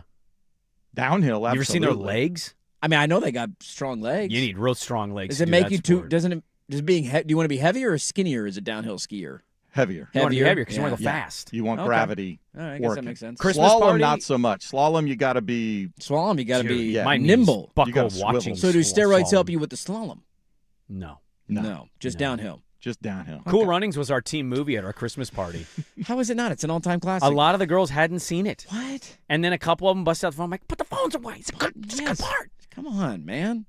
And I want them to really pay attention to the "you got pride, you got power, you're a badass mother." We don't take nothing from nobody. Yeah. Dabo upset next on the Fan. Big hits, big bets, big plays. Today I'm laying the big wood. This is the Layin' Wood Report, brought to you by Mr. Plywood, serving Portland for over 50 years. LeBron's got the ball, gives it to Luka. Luka's three, good again. Luka's up to 45 points. 8 of 13 from 3. Yeah, there's Mason Ireland there on the call. The Lakers yesterday beating the Bulls in Chicago. LeBron had 20 in the first half. Luka, 46 points. He is averaging 34, 7.8, and 8.8. So you can round those up. 34, 8, and 9 on the year. How about this for laying the big wood? The Bills are finalizing a deal to Joe Brady to be their next head coach. I think we have to talk about that. I think we're going to have to talk about that. Darrow, see you later. Joe Brady in town. Yeah, all right. Who's laying wood? Luka Doncic against the old Bulls. Brought to you by Mr. Plywood, serving Portland for over 50 years. Delivery, custom cutting, and special orders. Visit them at mrplywoodinc.com or their location at Southeast Stark Street.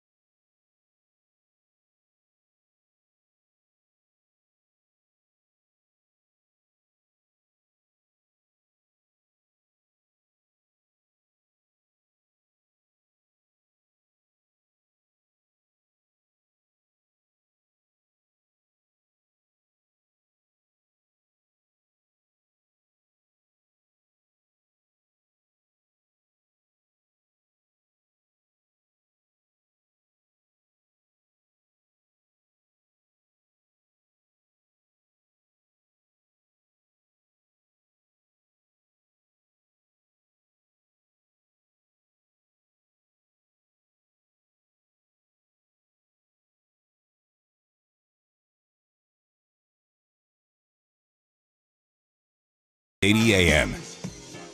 Well, right when we get in the moment of not talking about the NFL says, I'm the Kool-Aid man. Hello. Hold on. Let's do it the right way. Yeah, do it the real way, the authentic way. Let's see. Hit me with it.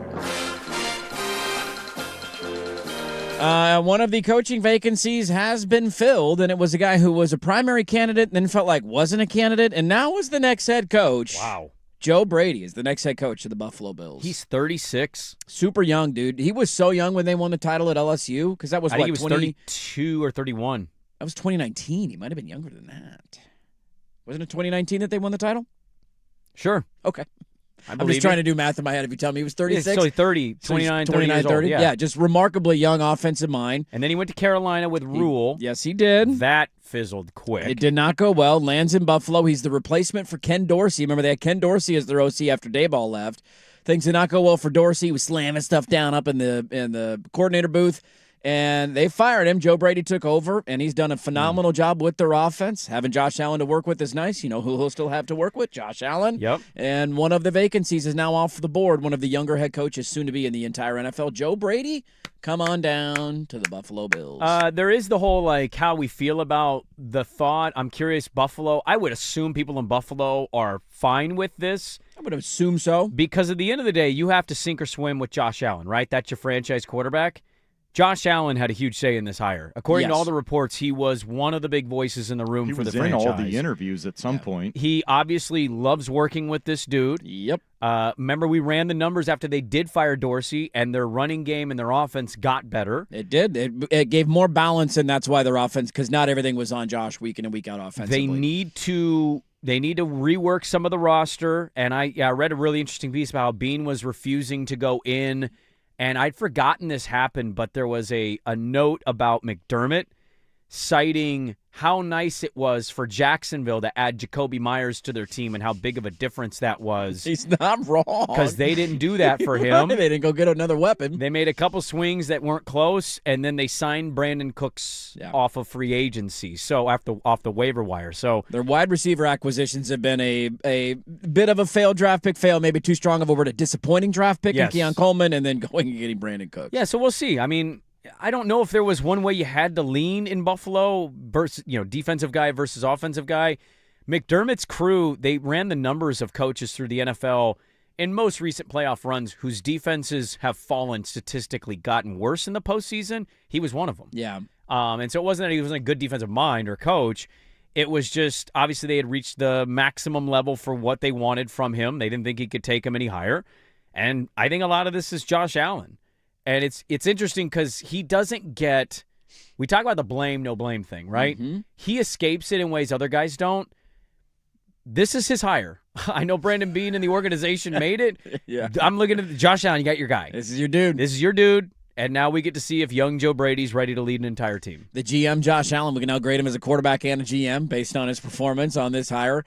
I understand the idea of the player having a role in the coach hire can be very controversial to some, and some are just adamantly opposed to it. Like, no, you should never let a player have a say. He is one of the guys that I feel is a bit of an outlier here. How many of those exist in the NFL? Patrick Mahomes, Lamar Jackson, and Joe Burrow, maybe. And Josh Allen. Give you 4. That's about it. So if Harbaugh fails, I don't think Herbert deserves. You don't think Herbert? He's never won a playoff game. I'm certainly high on Herbert, and I think it's ridiculous to act like he'll never win one or win anything in his career when he's still incredibly young, and I think only going to get better. But no, I don't think he's of the level of a guy who should have a say in a coach. This is an MVP of the league. It's a guy who's been in multiple AFC title games. It's a guy I know that we criticize him for the way he played in Denver, and rightfully so. He turned it over too much, but you're nowhere near that position without him at quarterback. You're not even a playoff team without him based on the rest of the metrics around your team.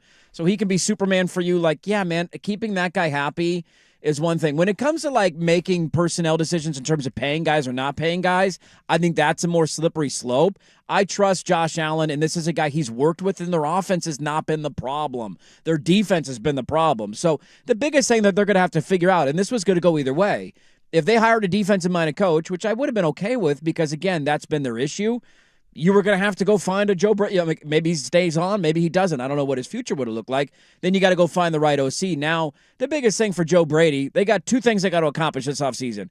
You got to find a defensive coordinator who knows what they're doing and get better on that side of the ball. And I think similar to the Myers conversation you just had and the Herbert stuff we've talked about, they got to go get him another weapon. You just have to go get him another weapon on the outside this offseason. Easier said than done, but those are the next on my to-do list. And I have no problem with a guy who has meant everything to that organization and has revitalized everything about the Buffalo Bills, saying, hey, who do you want to be the next head coach? You like Joe Brady over Anthony Lynn? Let's make that hire. Sounds good to me. Yeah, but if you were going to go defense, you would think they'd get Minter Although Mentor might have just wanted to go back to Baltimore. He has a relationship there, and he knows the ownership, and he's worked there before. But if I would have told you they're firing McDermott after losing a nail-biter overtime game in Denver to hire Joe Brady, who wasn't the biggest name on the list, what would you have thought about that? I think that's the perspective here is like... The biggest issue I still have with it is they didn't fire the general manager. That's still the biggest issue. Okay. If you tell me you want to restart... They promoted him. They promoted him, exactly. That's the problem. I don't have necessarily a problem with saying...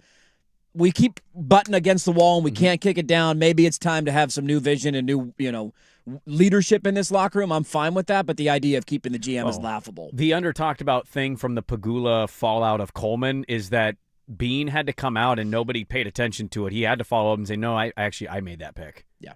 He tried, and maybe he's covering for Keon's future in Buffalo if there is one, but it was just very odd that the owner was like, man, the coach made that crappy pick. Let me butt in here real quick. And everybody was like, oh, there's the headline, ran with it, and then in comes the GM like, actually, I made the pick. Yeah, there's actually video evidence of me talking about the pick, and if he was available, we're going to take him there, and I was really high on him. And yeah, we'll see, man. This feels like weirdly, he's 36. It's odd for me to look at somebody born almost 3 years after I was born. He's a head coach, but it feels like he's been a name, to your point of the LSU gig. That was 2019, man. That was a long time ago. I thought he was going to get a gig by the time he was 32. Felt like that was the route he was going to go. And the Carolina decision was not the best decision. He's since rebounded, and here he goes. He's 36 years old, getting a shot at head coach. So one more vacancy has been filled as Joe Brady is now the head coach of the Buffalo. So who we have left? Bills. We just have Arizona, Vegas, and Cleveland, right? Arizona, Vegas, and three Cleveland. Juggernaut franchises you mentioned earlier. Last three. My buddy texts me. He's on the road. He's behind a dump truck, and it has a Raider sticker, and he says there's nothing funnier than a Raider sticker that says a commitment to excellence underneath it. They've been to the playoffs 2 times since their 0-2 Super Bowl with no playoff victories, and they've only had 2 seasons above 500 since 0-2. That was since 2002. A commitment to excellence. I was 13 years old in 2002, man. That was a long time ago. So there you go, one more vacancy filled. Now, I've punted Dabo 4 times. Will we get to Dabo, or will there be more breaking news? I feel like we're going to get to Dabo. We got a mail sack, too, though, dude. We got to get it done. Yeah. Get it in, get it done. That's next. Mail sack 9:15, loaded final hour. Don't go anywhere. Dirt and Sprague, 105.1 FM, The Fan.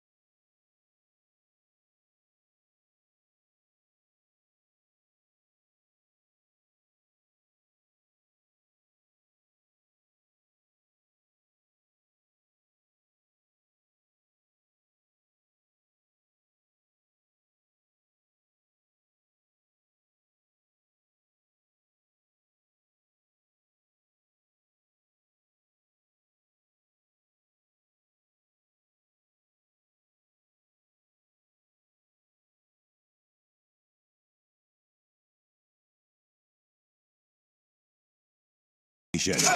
Now, from the George McCoy and Warren Allen Sports Desk, a Sports Center update on the Fan Sports Network, 105.1 FM and 1080 AM. First on the Fan, Trailblazers trying to warm up their shooting hands after a cold night in Boston. They are in the district to face the Wizards at 4 today on KUNP Xfinity Channel 1016. Blazers 7.5-point favorites there.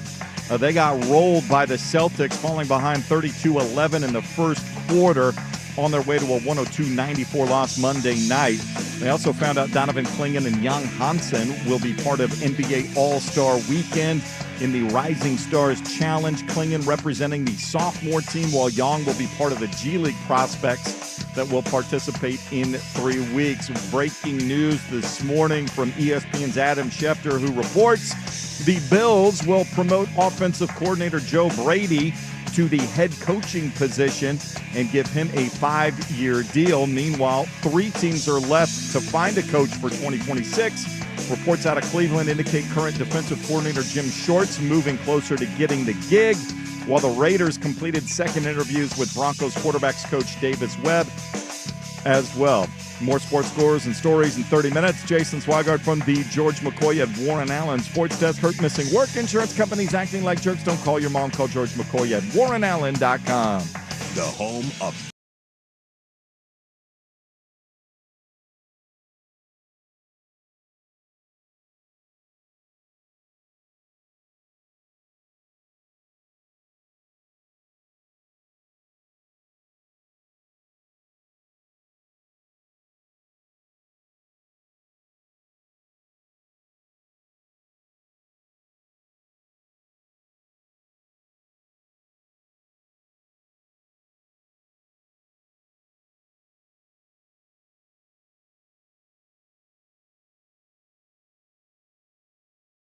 Network. Hey, let's do this final hour. Dirt and Sprague here, Portland Sports Leader, 105.1 FM, The Fan, 1080 AM, the Odyssey app, live on YouTube. I'm up there. Could use one after the show today. It's been fun. Cesspool in the comments as always. Good morning, everybody. Hope your Tuesdays are off to a great start. We got the mail sack coming up, 9:15. Get your questions in. 503-864-6326. I view the comments very weirdly. I kind of just tell myself they're not real. Yeah, I mean, they're not, largely because they're anonymous people, for the most part. Yeah. I did enjoy one inferring an opinion on this topic that I think might surprise you, so let's go ahead and do that. This happened over the weekend. It was totally lost in the shuffle. Might have been Friday. Did this happen on Friday? It was Friday. So then you get conference championship weekend happens, and that's, we got a Super Bowl matchup. This is a big deal. We know that the underbelly of college athletics is as gross and as ugly as you could possibly imagine. We had the Washington quarterback recently say, "See you later," and then, "Just kidding, can I please come back?" Today, it was announced that Darian Mensah, the quarterback at Duke, reached a settlement because we've been asking the question for weeks of, hey, who's Miami's quarterback going to be next year? They struck out on everybody in the portal. They tried for Levitt. It didn't work. They tried to get the Alabama kid to come back for another year. Ty Simpson didn't work. I was wondering, are they going to call Raiola and get him to bounce from his backup spot? Because they don't literally have anybody. And then the other guy on their depth chart, Emory Jones, their backup, went in the portal himself. So they didn't even have it. They had no options. All of a sudden, Duke's starting quarterback with an hour to go before the portal closes, enters, and we're like, I wonder where he's going. So they reach a settlement. We all know where he's going. He's going to go be the quarterback of Miami next year. So we know that it's ugly. Very rarely do you get this level of disclosure and honesty.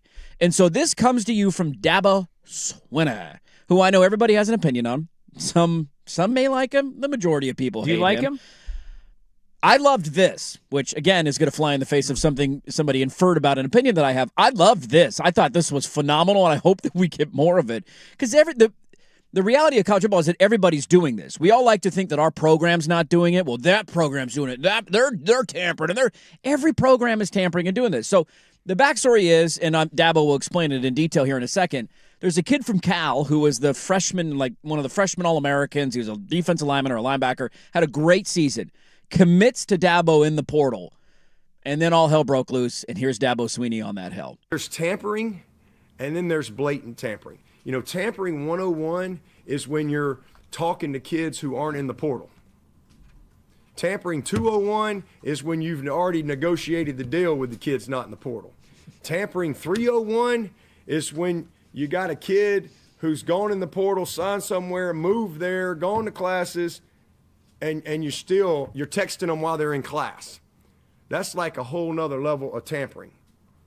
And it's total hypocrisy because all this is going on while they, on the other side, are trying to fight their defensive end from going in the portal. They have accused publicly others of tampering with their roster and their players while they are over here tampering. All right, so this is just a really sad state of affairs, and it's, to me, we have a broken system. Yeah, you don't say so, Dabo. I thought Josh Pate had a really funny take on this. This is finally an example. Dabo realizing my job's on the line, like I might get legitimately fired. There's a lot of noise that if they This is not disappoint going again, well. they're probably going to say, thanks for the titles, dude. This run's over. So what does Dabo have to do? He has to go in the portal. Yeah. And one of his first examples of going in the portal is landing one of the prized defensive prospects in the portal, only to have the guy show up on campus, be in the middle of class, and then go commit to another school and go radio silent on him. And I think Pate was like, dude, he's just going to retire. I don't want to do this. I can't do this. That, yeah. I'm just walking away. I don't want to deal with it. But it's a great point from Dabo of Ole Miss on the one hand wants to cry, Lane Kiffin is evil. Can you believe what Lane Kiffin is doing? This is horrible. Where this kid has already signed $1 million deal, and the head coach at Ole Miss is actively still texting him while he's in class, already enrolled at Clemson, and eventually he gets to a dollar amount that was enough for the kid to go, all right, I'm going to enter the portal. Now, Dabo has... He went through this is like an 8-minute long thing. Yeah, we had to cut it up. I'm not gonna play the whole the entire segment, but it's an 8-minute long thing. He has every document saved, every phone call saved. His general manager was texting the general manager at Ole Miss saying, "Stay away from this kid. We will turn you in." The general manager at Ole Miss texted him back and said, "I don't like that we're doing this. Pete Golding just does what Pete Golding wants to do," basically throwing his head coach under the bus. They have that on a text message. They have the literal financial offers that Ole Miss was making him. How about 1.5? Is that enough? How about 1.75? Was that enough? How about $2 million? When he's already signed and enrolled in classes at Clemson. So this is as blatant of example of tampering that happens everywhere in the sport. This is not just an Ole Miss thing or a Clemson thing.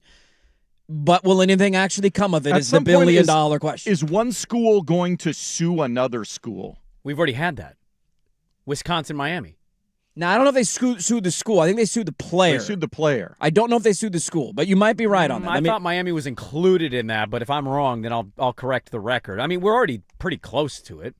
We're already dancing, right at it. I mean, you just had this in the Mensa thing where they had to go to a Duke was they had to basically settle. Like, they had to reach a settlement because he signed a contract. They wanted the buyout, and this is how it had to go. Rights. Yeah. I mean, maybe it's just a player that hasn't been school to school. There's a fix for all this. And they're just going to continue to dance around it until they can find their way out. You were correct. Of it. They sued Miami for interference. You were correct. It was Wisconsin to Miami and Xavier Lucas. Xavier Lucas, yeah. I just, and by the way, I don't think that's been resolved yet legally, right? Miami was just in the national championship and nobody was talking about it. Yeah, and he had to sit the first half for a targeting call. I mean, we know what the solution is. And look, I actually think both sides are right here. Dabo, I can dislike Dabo 100%. You should be angry, pissed off. I'm glad he called it out. Like, I recruited this kid out of the portal. He enrolled. We had an NIL agreement. He's literally in classes and what? But also, Ole Miss still has a right to cry about what happened because we've never seen that. Sure. A coach leave a playoff team before the playoff and then take the coaches but let them come back but then take them again and then start doing that with the talent. Actively poach the roster, But also that the nature of that sport, remember Boise State did this to Oregon. They basically like, Oregon's calling our people right now and you always feel a way when your team is the team implicated in it. The reality is what you said. Everybody's doing this. Sure.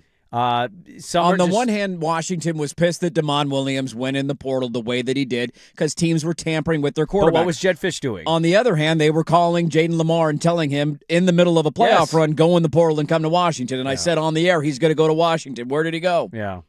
Washington. So I just think everybody's right and everybody's hypocritical. Yeah, without a doubt. And that's the nature of what that sport has been now for a couple years.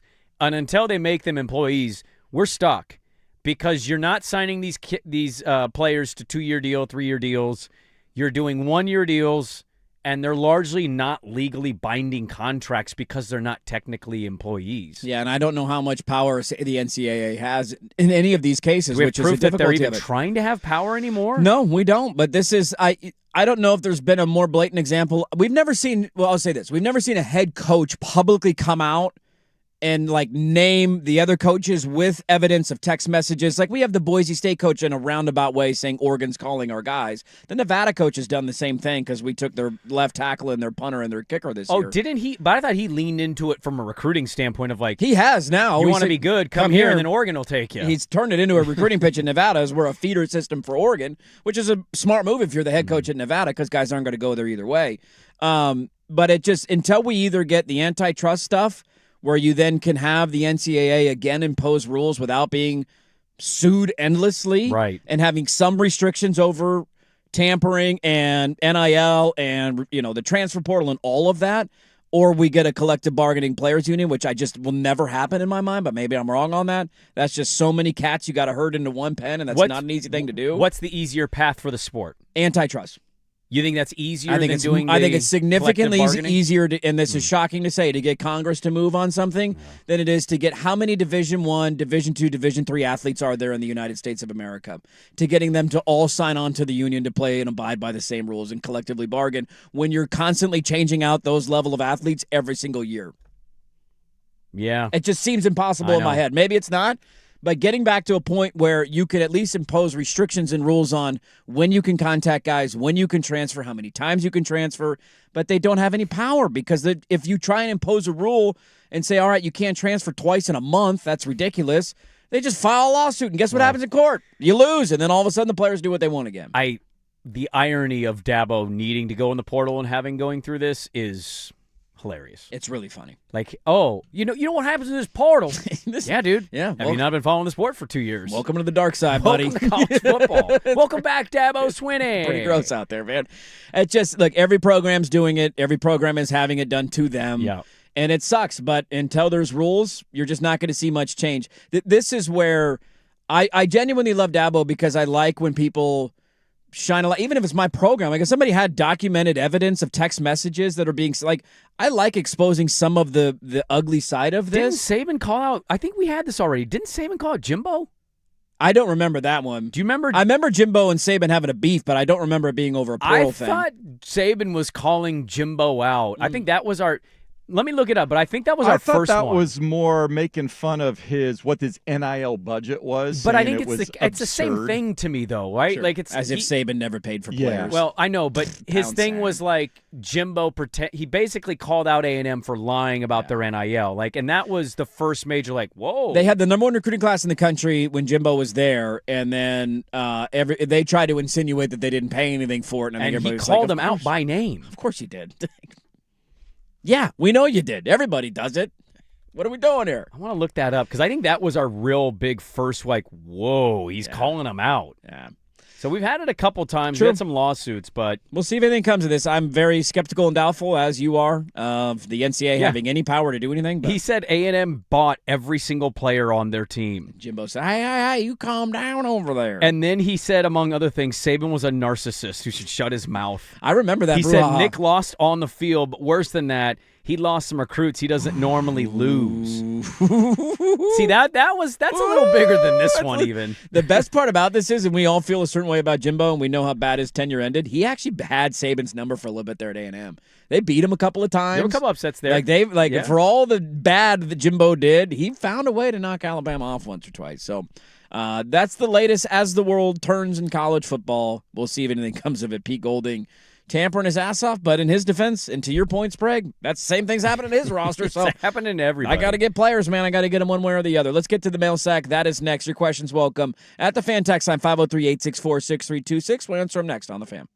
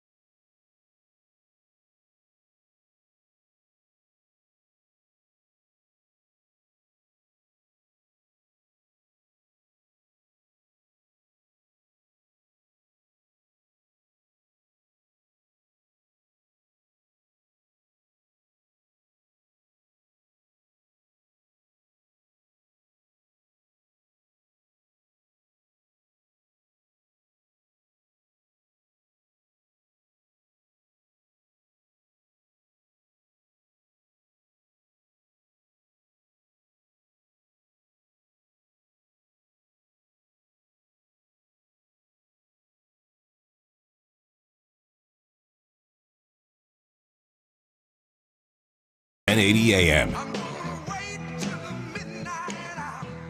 Damn right you are. God, such a good song. Welcome back in. You guys ready? You know, you'd be proud of my daughter. How come? Sack. What's she into? I taught Teddy Ballgame take me out to the ball game yesterday. Oh, really? Yeah, he can't say all the words, but he's got ball game down. So now I'm trying to piece together I'm Teddy Ballgame. We haven't quite got there yet. Be careful on doing that, In man. sequence. Don't upset people. Yeah. Does he do? And he doesn't do, he kind of, numbers in order are not a strength of his yet, but he'll throw 3 numbers out there. Sometimes it's a 1-8-9. Okay. Sometimes it's a 1-4-10. You're just like, you know what, whatever. As long as we're saying something, I'm proud of you. That's all that matters, The man. oldest goes to old school songs like that. Does she really? And it's not me, Where'd man. she get it from?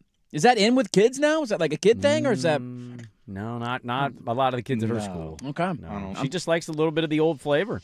Dude, if the little guy at some point's like, hey, Dad, you ever heard of this James Taylor guy? You want to listen to Fire and Rain?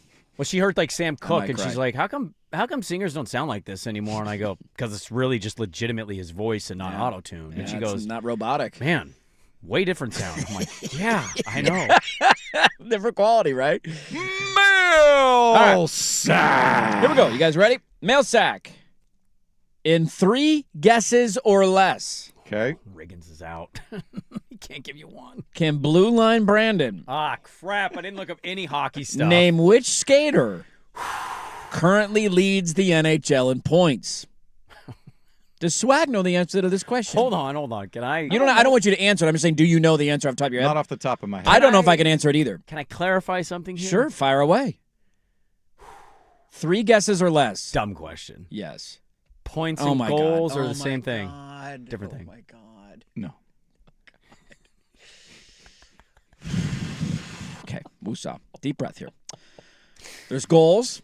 There's goals. assists. There's assists. Yeah. And points. To be fair, you also didn't understand the usage rate in basketball. So we both have this a little bit. Okay, points. So if I have 2 goals and an assist, That's 3 points. How many? Yeah, There you I go. got you. Okay, I got Who you. leads Just wanna make sure. the That's what I thought. NHL in points? It's a great question. Austin Matthews. How many players can you name? Austin Matthews does not lead the NHL in points. Nate McKinnon. Nathan McKinnon is second in the NHL in points. You have 1 more guess left.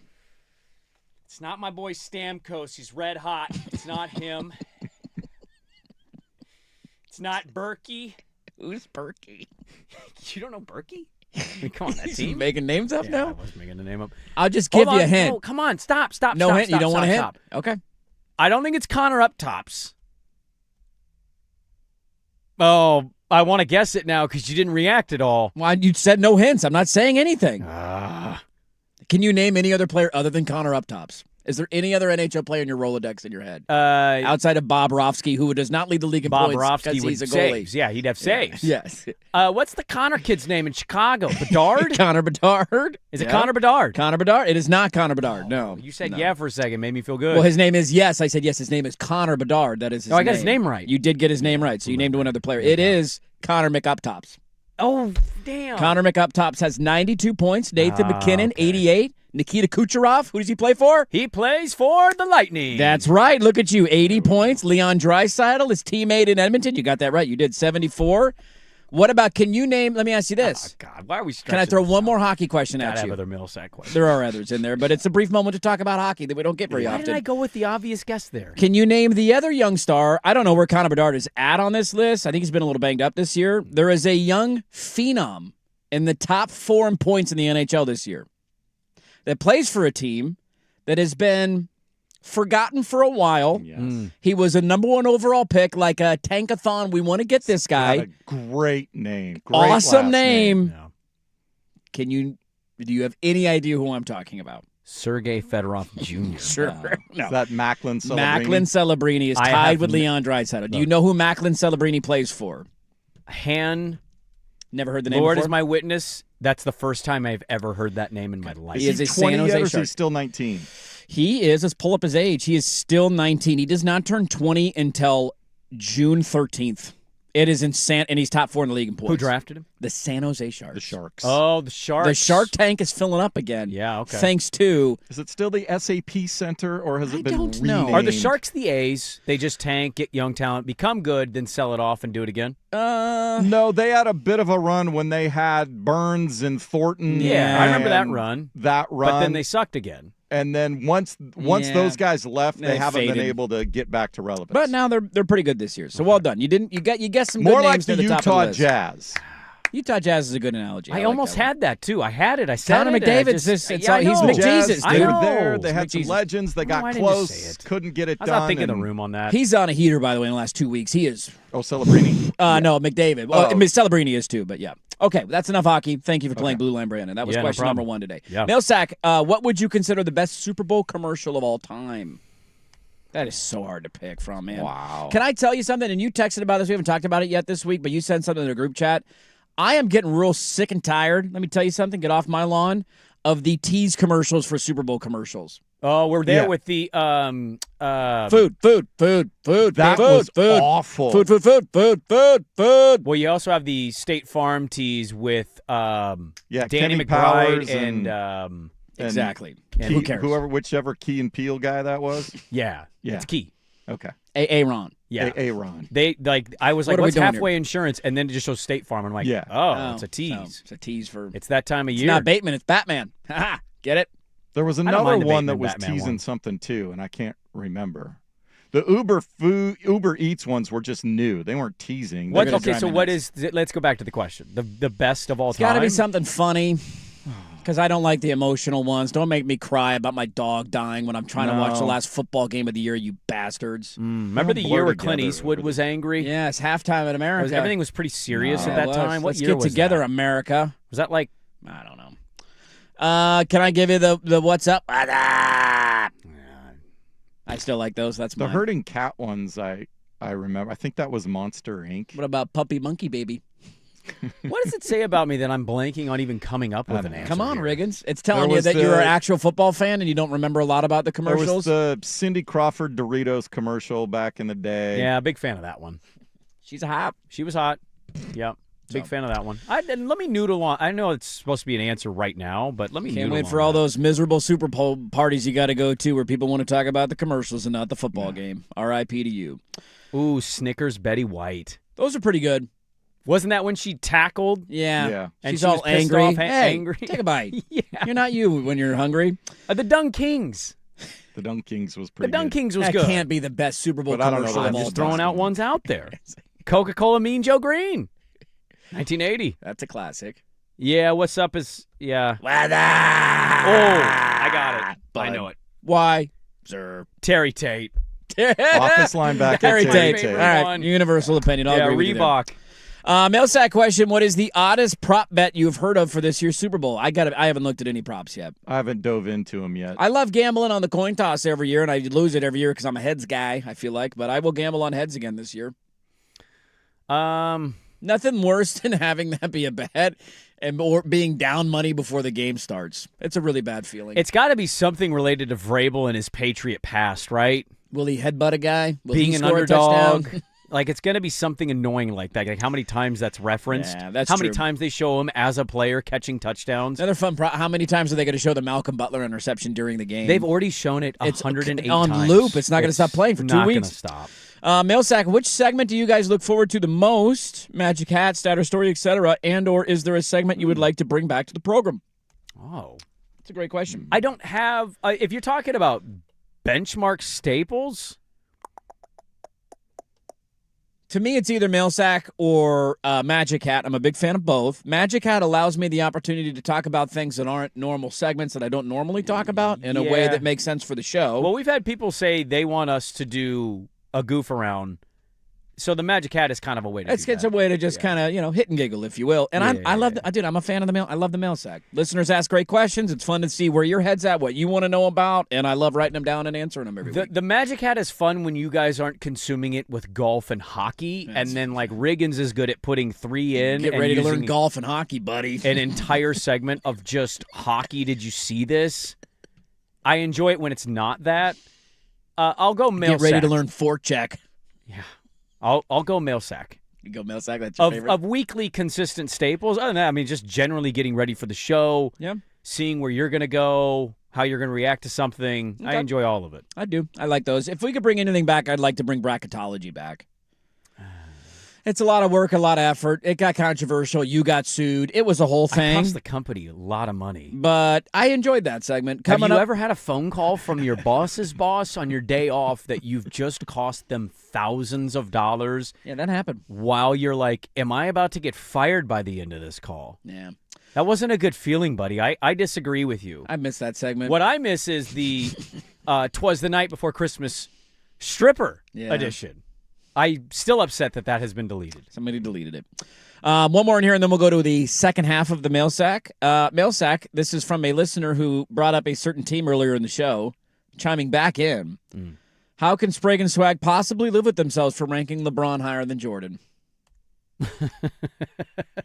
That was from our Tim Floyd hired guest.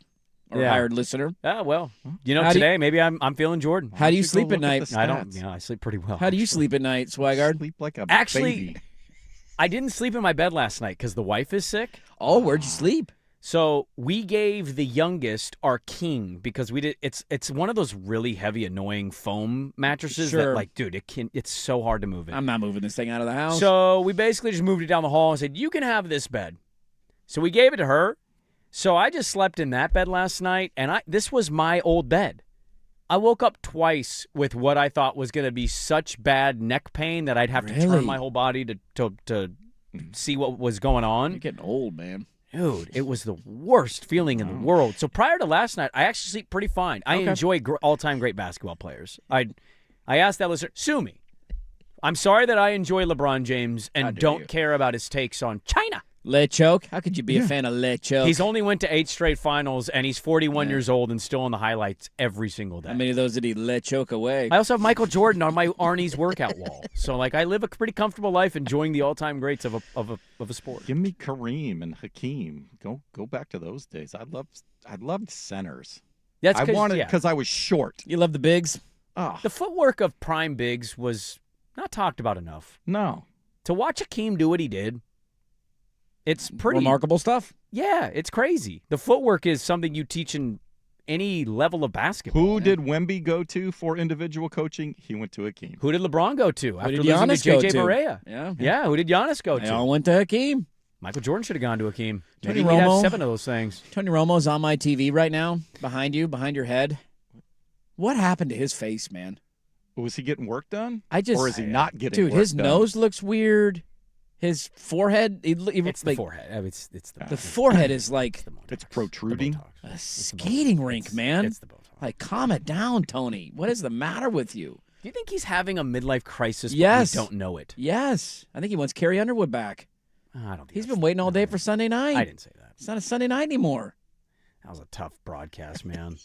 That was a tough watch. Mail. It's one thing to say the obvious. They all do that once in a while. There's no doubt, right? And they only have these small windows. You're filling 3.5, 4 hours. Sometimes you're He is saying the same 3 things. Yeah, I know. Yeah, you know these conditions are tough? You know, it's a big down, big throw. Jim. It's the same 3 every single time. Why would you get to that point of injecting that much stuff into your face to where it doesn't move? It does not make any sense. Weird stuff. I bet he wears a leather jacket on the weekends. Let's answer the rest of the mail sack questions. We'll do it next on The Fan. Now, from the George McCoy and Warren Allen Sports Desk, a Sports Center update on the Fan Sports Network, 105.1 FM and 1080 AM. First on the Fan, quarterfinal action not going so well for the Americans. In the first bout of them, Coco Gauff got upset. In straight sets. She was caught slamming rackets, man. She's pissed. Well, Is that a no-no? You she can't tried slam to a do racket? it behind. No, this was back behind. It wasn't out on the court or anything. Yeah. She thought she was in a private moment, wanted to get it all out of her system. So there's a little blowback there. The only American that won their quarterfinal match yesterday was Ben Shelton, beat Casper Ruud in 4 sets. They will try again later today. As on the women's side, you will have Jessica Pegula and Amanda Anisimova. So a matchup of Americans guaranteeing at least one in the semifinal for the women's draw. For the men, not so much. Lerner Tien going down. There is a most endangered animal in the world, the baby tree kangaroo. And they have recently, scientists discovered that they can put a cam in their pouch. We got a Joey right here. Seeing how the baby kangaroo lives in the pouch, it's going to help scientists understand what the tree kangaroo needs to boost the population. I'd like to live in a pouch. Not great for the "this is all rigged" narrative. Sure. Did you see what the NFL did back in August? And how they released the script? Saw the poster. So they put out a league, like season's about to begin. 32 teams, February dreams. We're so back. Season's beginning. And it's a bunch of different players put into this graphic with a big Lombardi trophy at the front in Levi Stadium. You know who the first two players in the picture are closest to the trophy? What? Closest to Sam the trophy, Darnold and Drake May. furthest out of focus. I mean, it's a simulation. Yeah. It's all made up. It's all scripted. Give me the script next year, baby. There you go. More Australian Open, kangaroo, and NFL conspiracy theories in 30 minutes. Jason Swigard from the George McCoy at Warren Allen Sports Desk. Hurt missing work, insurance companies acting like jerks. Don't call your mom. Call George McCoy at warrenallen.com. The home of the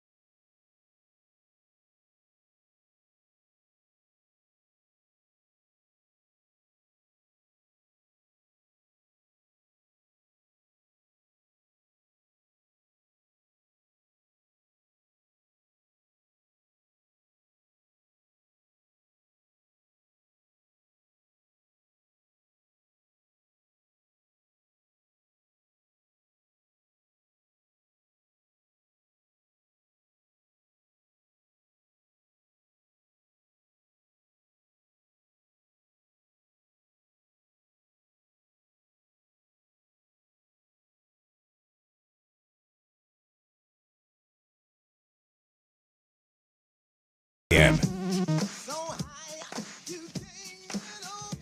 All right, sack segment number 2.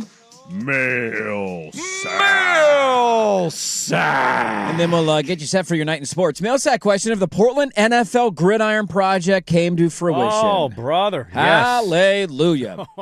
How would that impact your college football fandom? Would it not change much, or would we need to change the name of the show to NFL Mornings with Dirt and Sprague? No, we would cover Oregon pretty tightly. I don't think that would fall off a whole lot. There'd just be more local NFL versus maybe Seattle or maybe the divisions or the big story. Who are you in a lines. division with? Are you in the AFC West or the NFC West? My college football, I've told people this, and it's kind of dead. Yeah. I hope Shepard turns it around. Seems like a nice dude.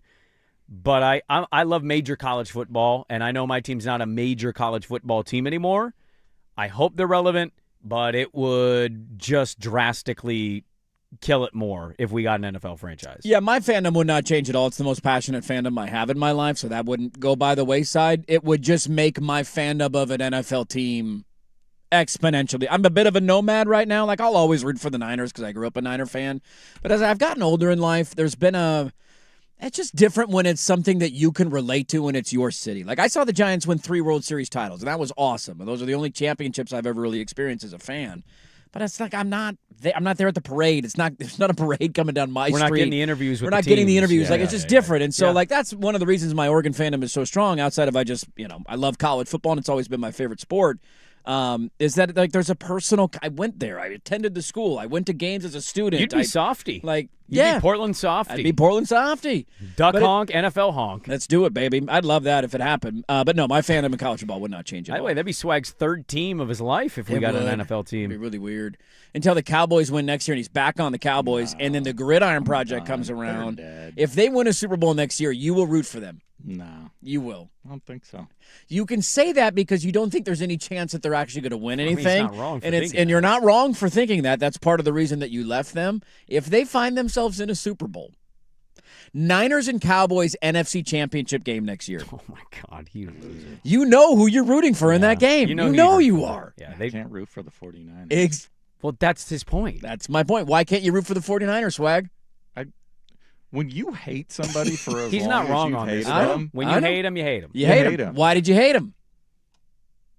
Because they wrecked probably Thorn 3 in or the 4 side? more Super Of Bowls the from him. Thorn in the side of the Cowboys. There you go. There's no doubt. Melsack, what is a food that you could order for dinner that you're 100% sure your wife would be happy with every time? Basically, what could you order that you know your wife will always say, yes, that's Sushi. fine? Chicken tendies and fries. Really? It's like an 8-year-old palate, man. If I get that anytime. Really? Chicken tendies and fries, she is the happiest gal on the planet. That's her go-to? That's the go-to. Everywhere we go. They got chicken tendies? I mean, I'm not She opposed did work to at eating Buffalo Wild Wings. I'm not opposed to eating a chicken tendy. It's a very easy thing to order, and it's very cheap, usually on a happy hour menu, too, which is delightful. I'm going to give you kind of a mild take. Oh, you don't like chicken tendies? No. Wow. I don't even know the last time I ordered, I chose to order chicken tendies. Depends on where you're getting them. Like, you could go to an actual restaurant, and they do, it's not bad.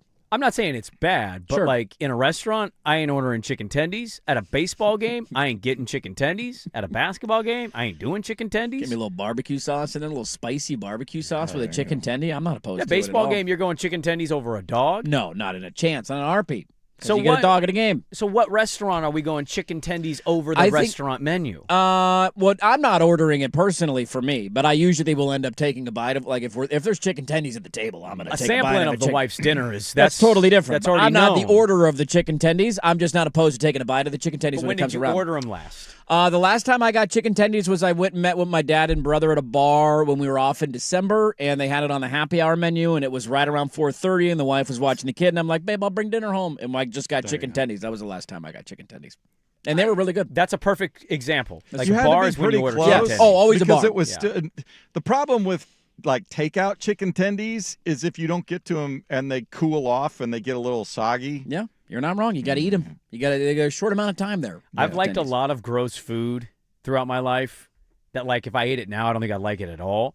I think, without a doubt, the grossest item I liked was those Burger King chicken fries. Oh. I ate those for like 2 weeks straight in They were college. good, man.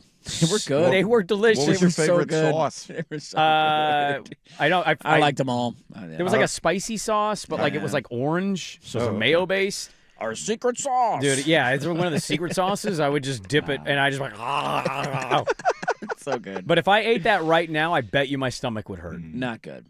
Like that, you got to think about that. I was in college so long ago that like, it's been a long time. The chicken fry, a disgusting idea that was executed well in the moment that I could no longer eat.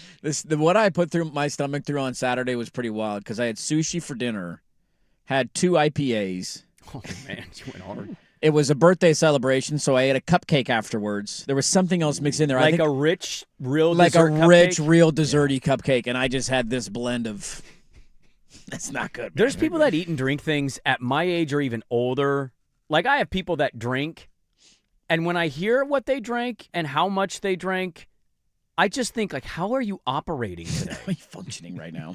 How is your body built for you to wake up Process that information and be a somewhat functional human being? It's pretty crazy, food and drink wise. No doubt. Swag, what's the order of the wife happy?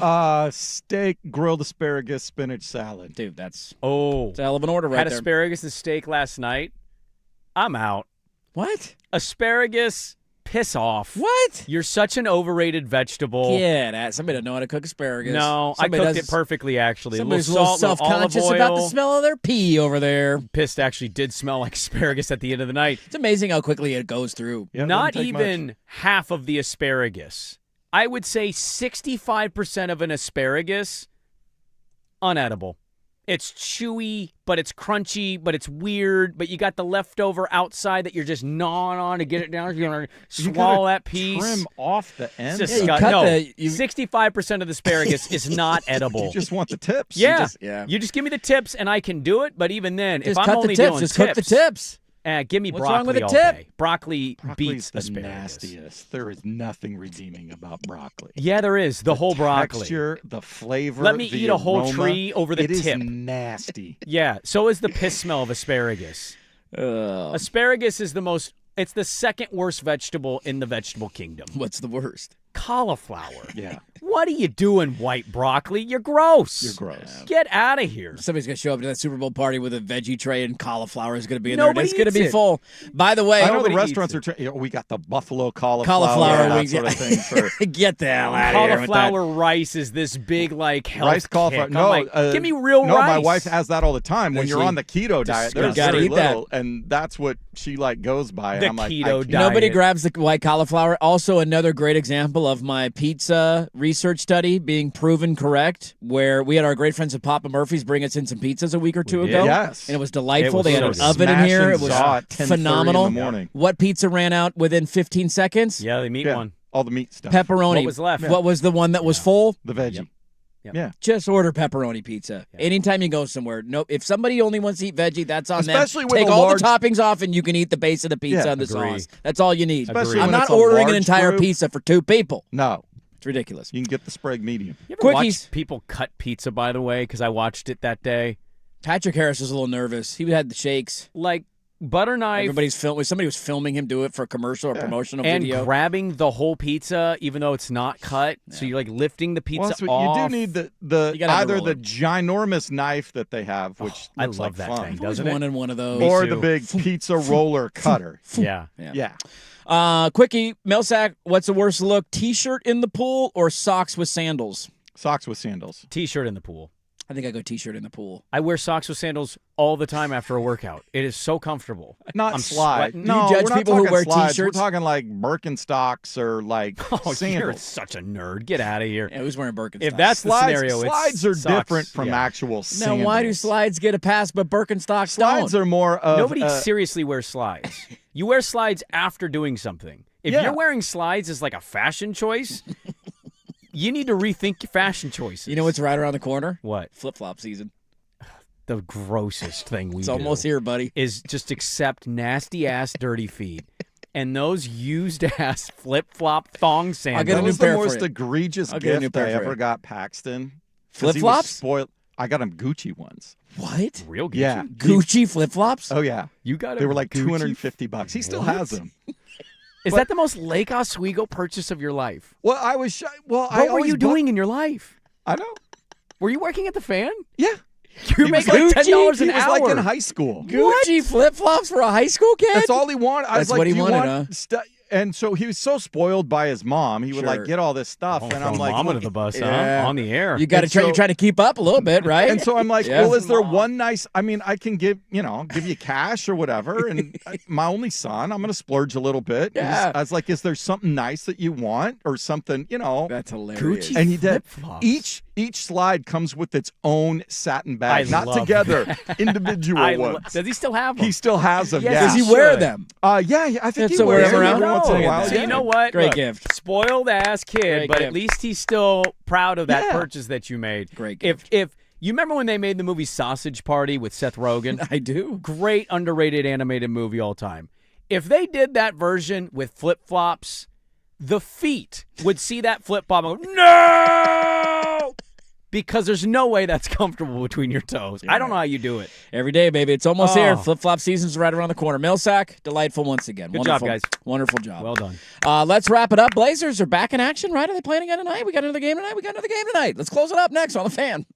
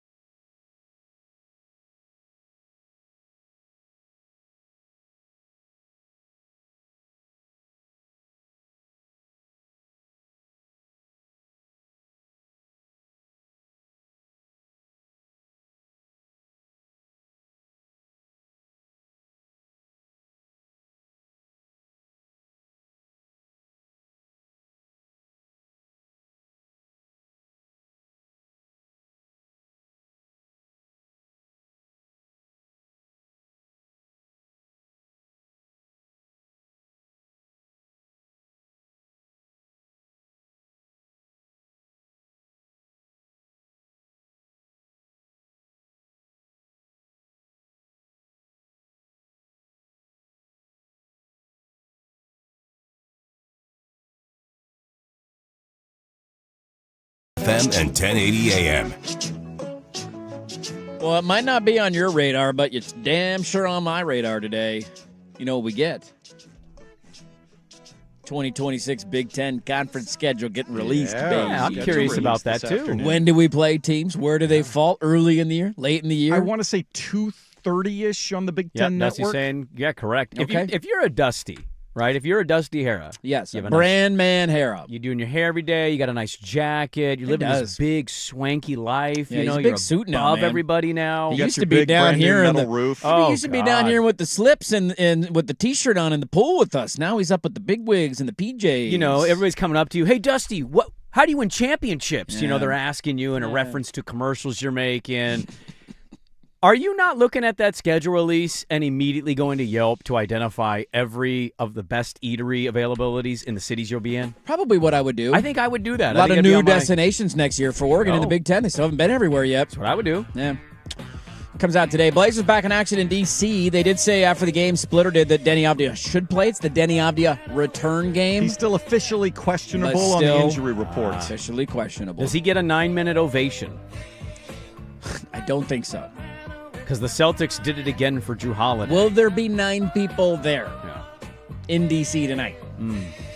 Over Yes. under 8.5 Yes, crowd. but they won't all be basketball fans. Okay, there you go. Blazers 7.5-point favorites. Big favorites tonight. Don't Are let you this one hammering them? slip. I think so. If Denny's back, I'm hammering him. Yeah. Back to 500. Back to 500. Here we go. Zigzag. People very upset at your inability to make asparagus, which No, fair dude, criticism. it was perfectly cooked. I don't I'm think it telling was. you, If asparagus it's is chewy, just overrated. If it's chewy, I don't think it's probably not cooked all the way through. 60% of asparagus is not edible. Got to cook that part too. I'm sorry you guys are all wrong and you like bad vegetables. That's Quit not loving my just fault. the tip, all right? That will do it for us, folks. If you missed any of the show, go check the podcast, 1051thefan.com, 1051thefan on Twitter, at Dirt and Sprague on Twitter. Thank you so much for being a part of our Tuesday. Thanks for watching on YouTube. Like the video. Subscribe to the channel if you haven't done so yet. We'll talk to you tomorrow at 6 a.m. The Firm of Harrison Morangus next. Listening to 1051 FM The Fan.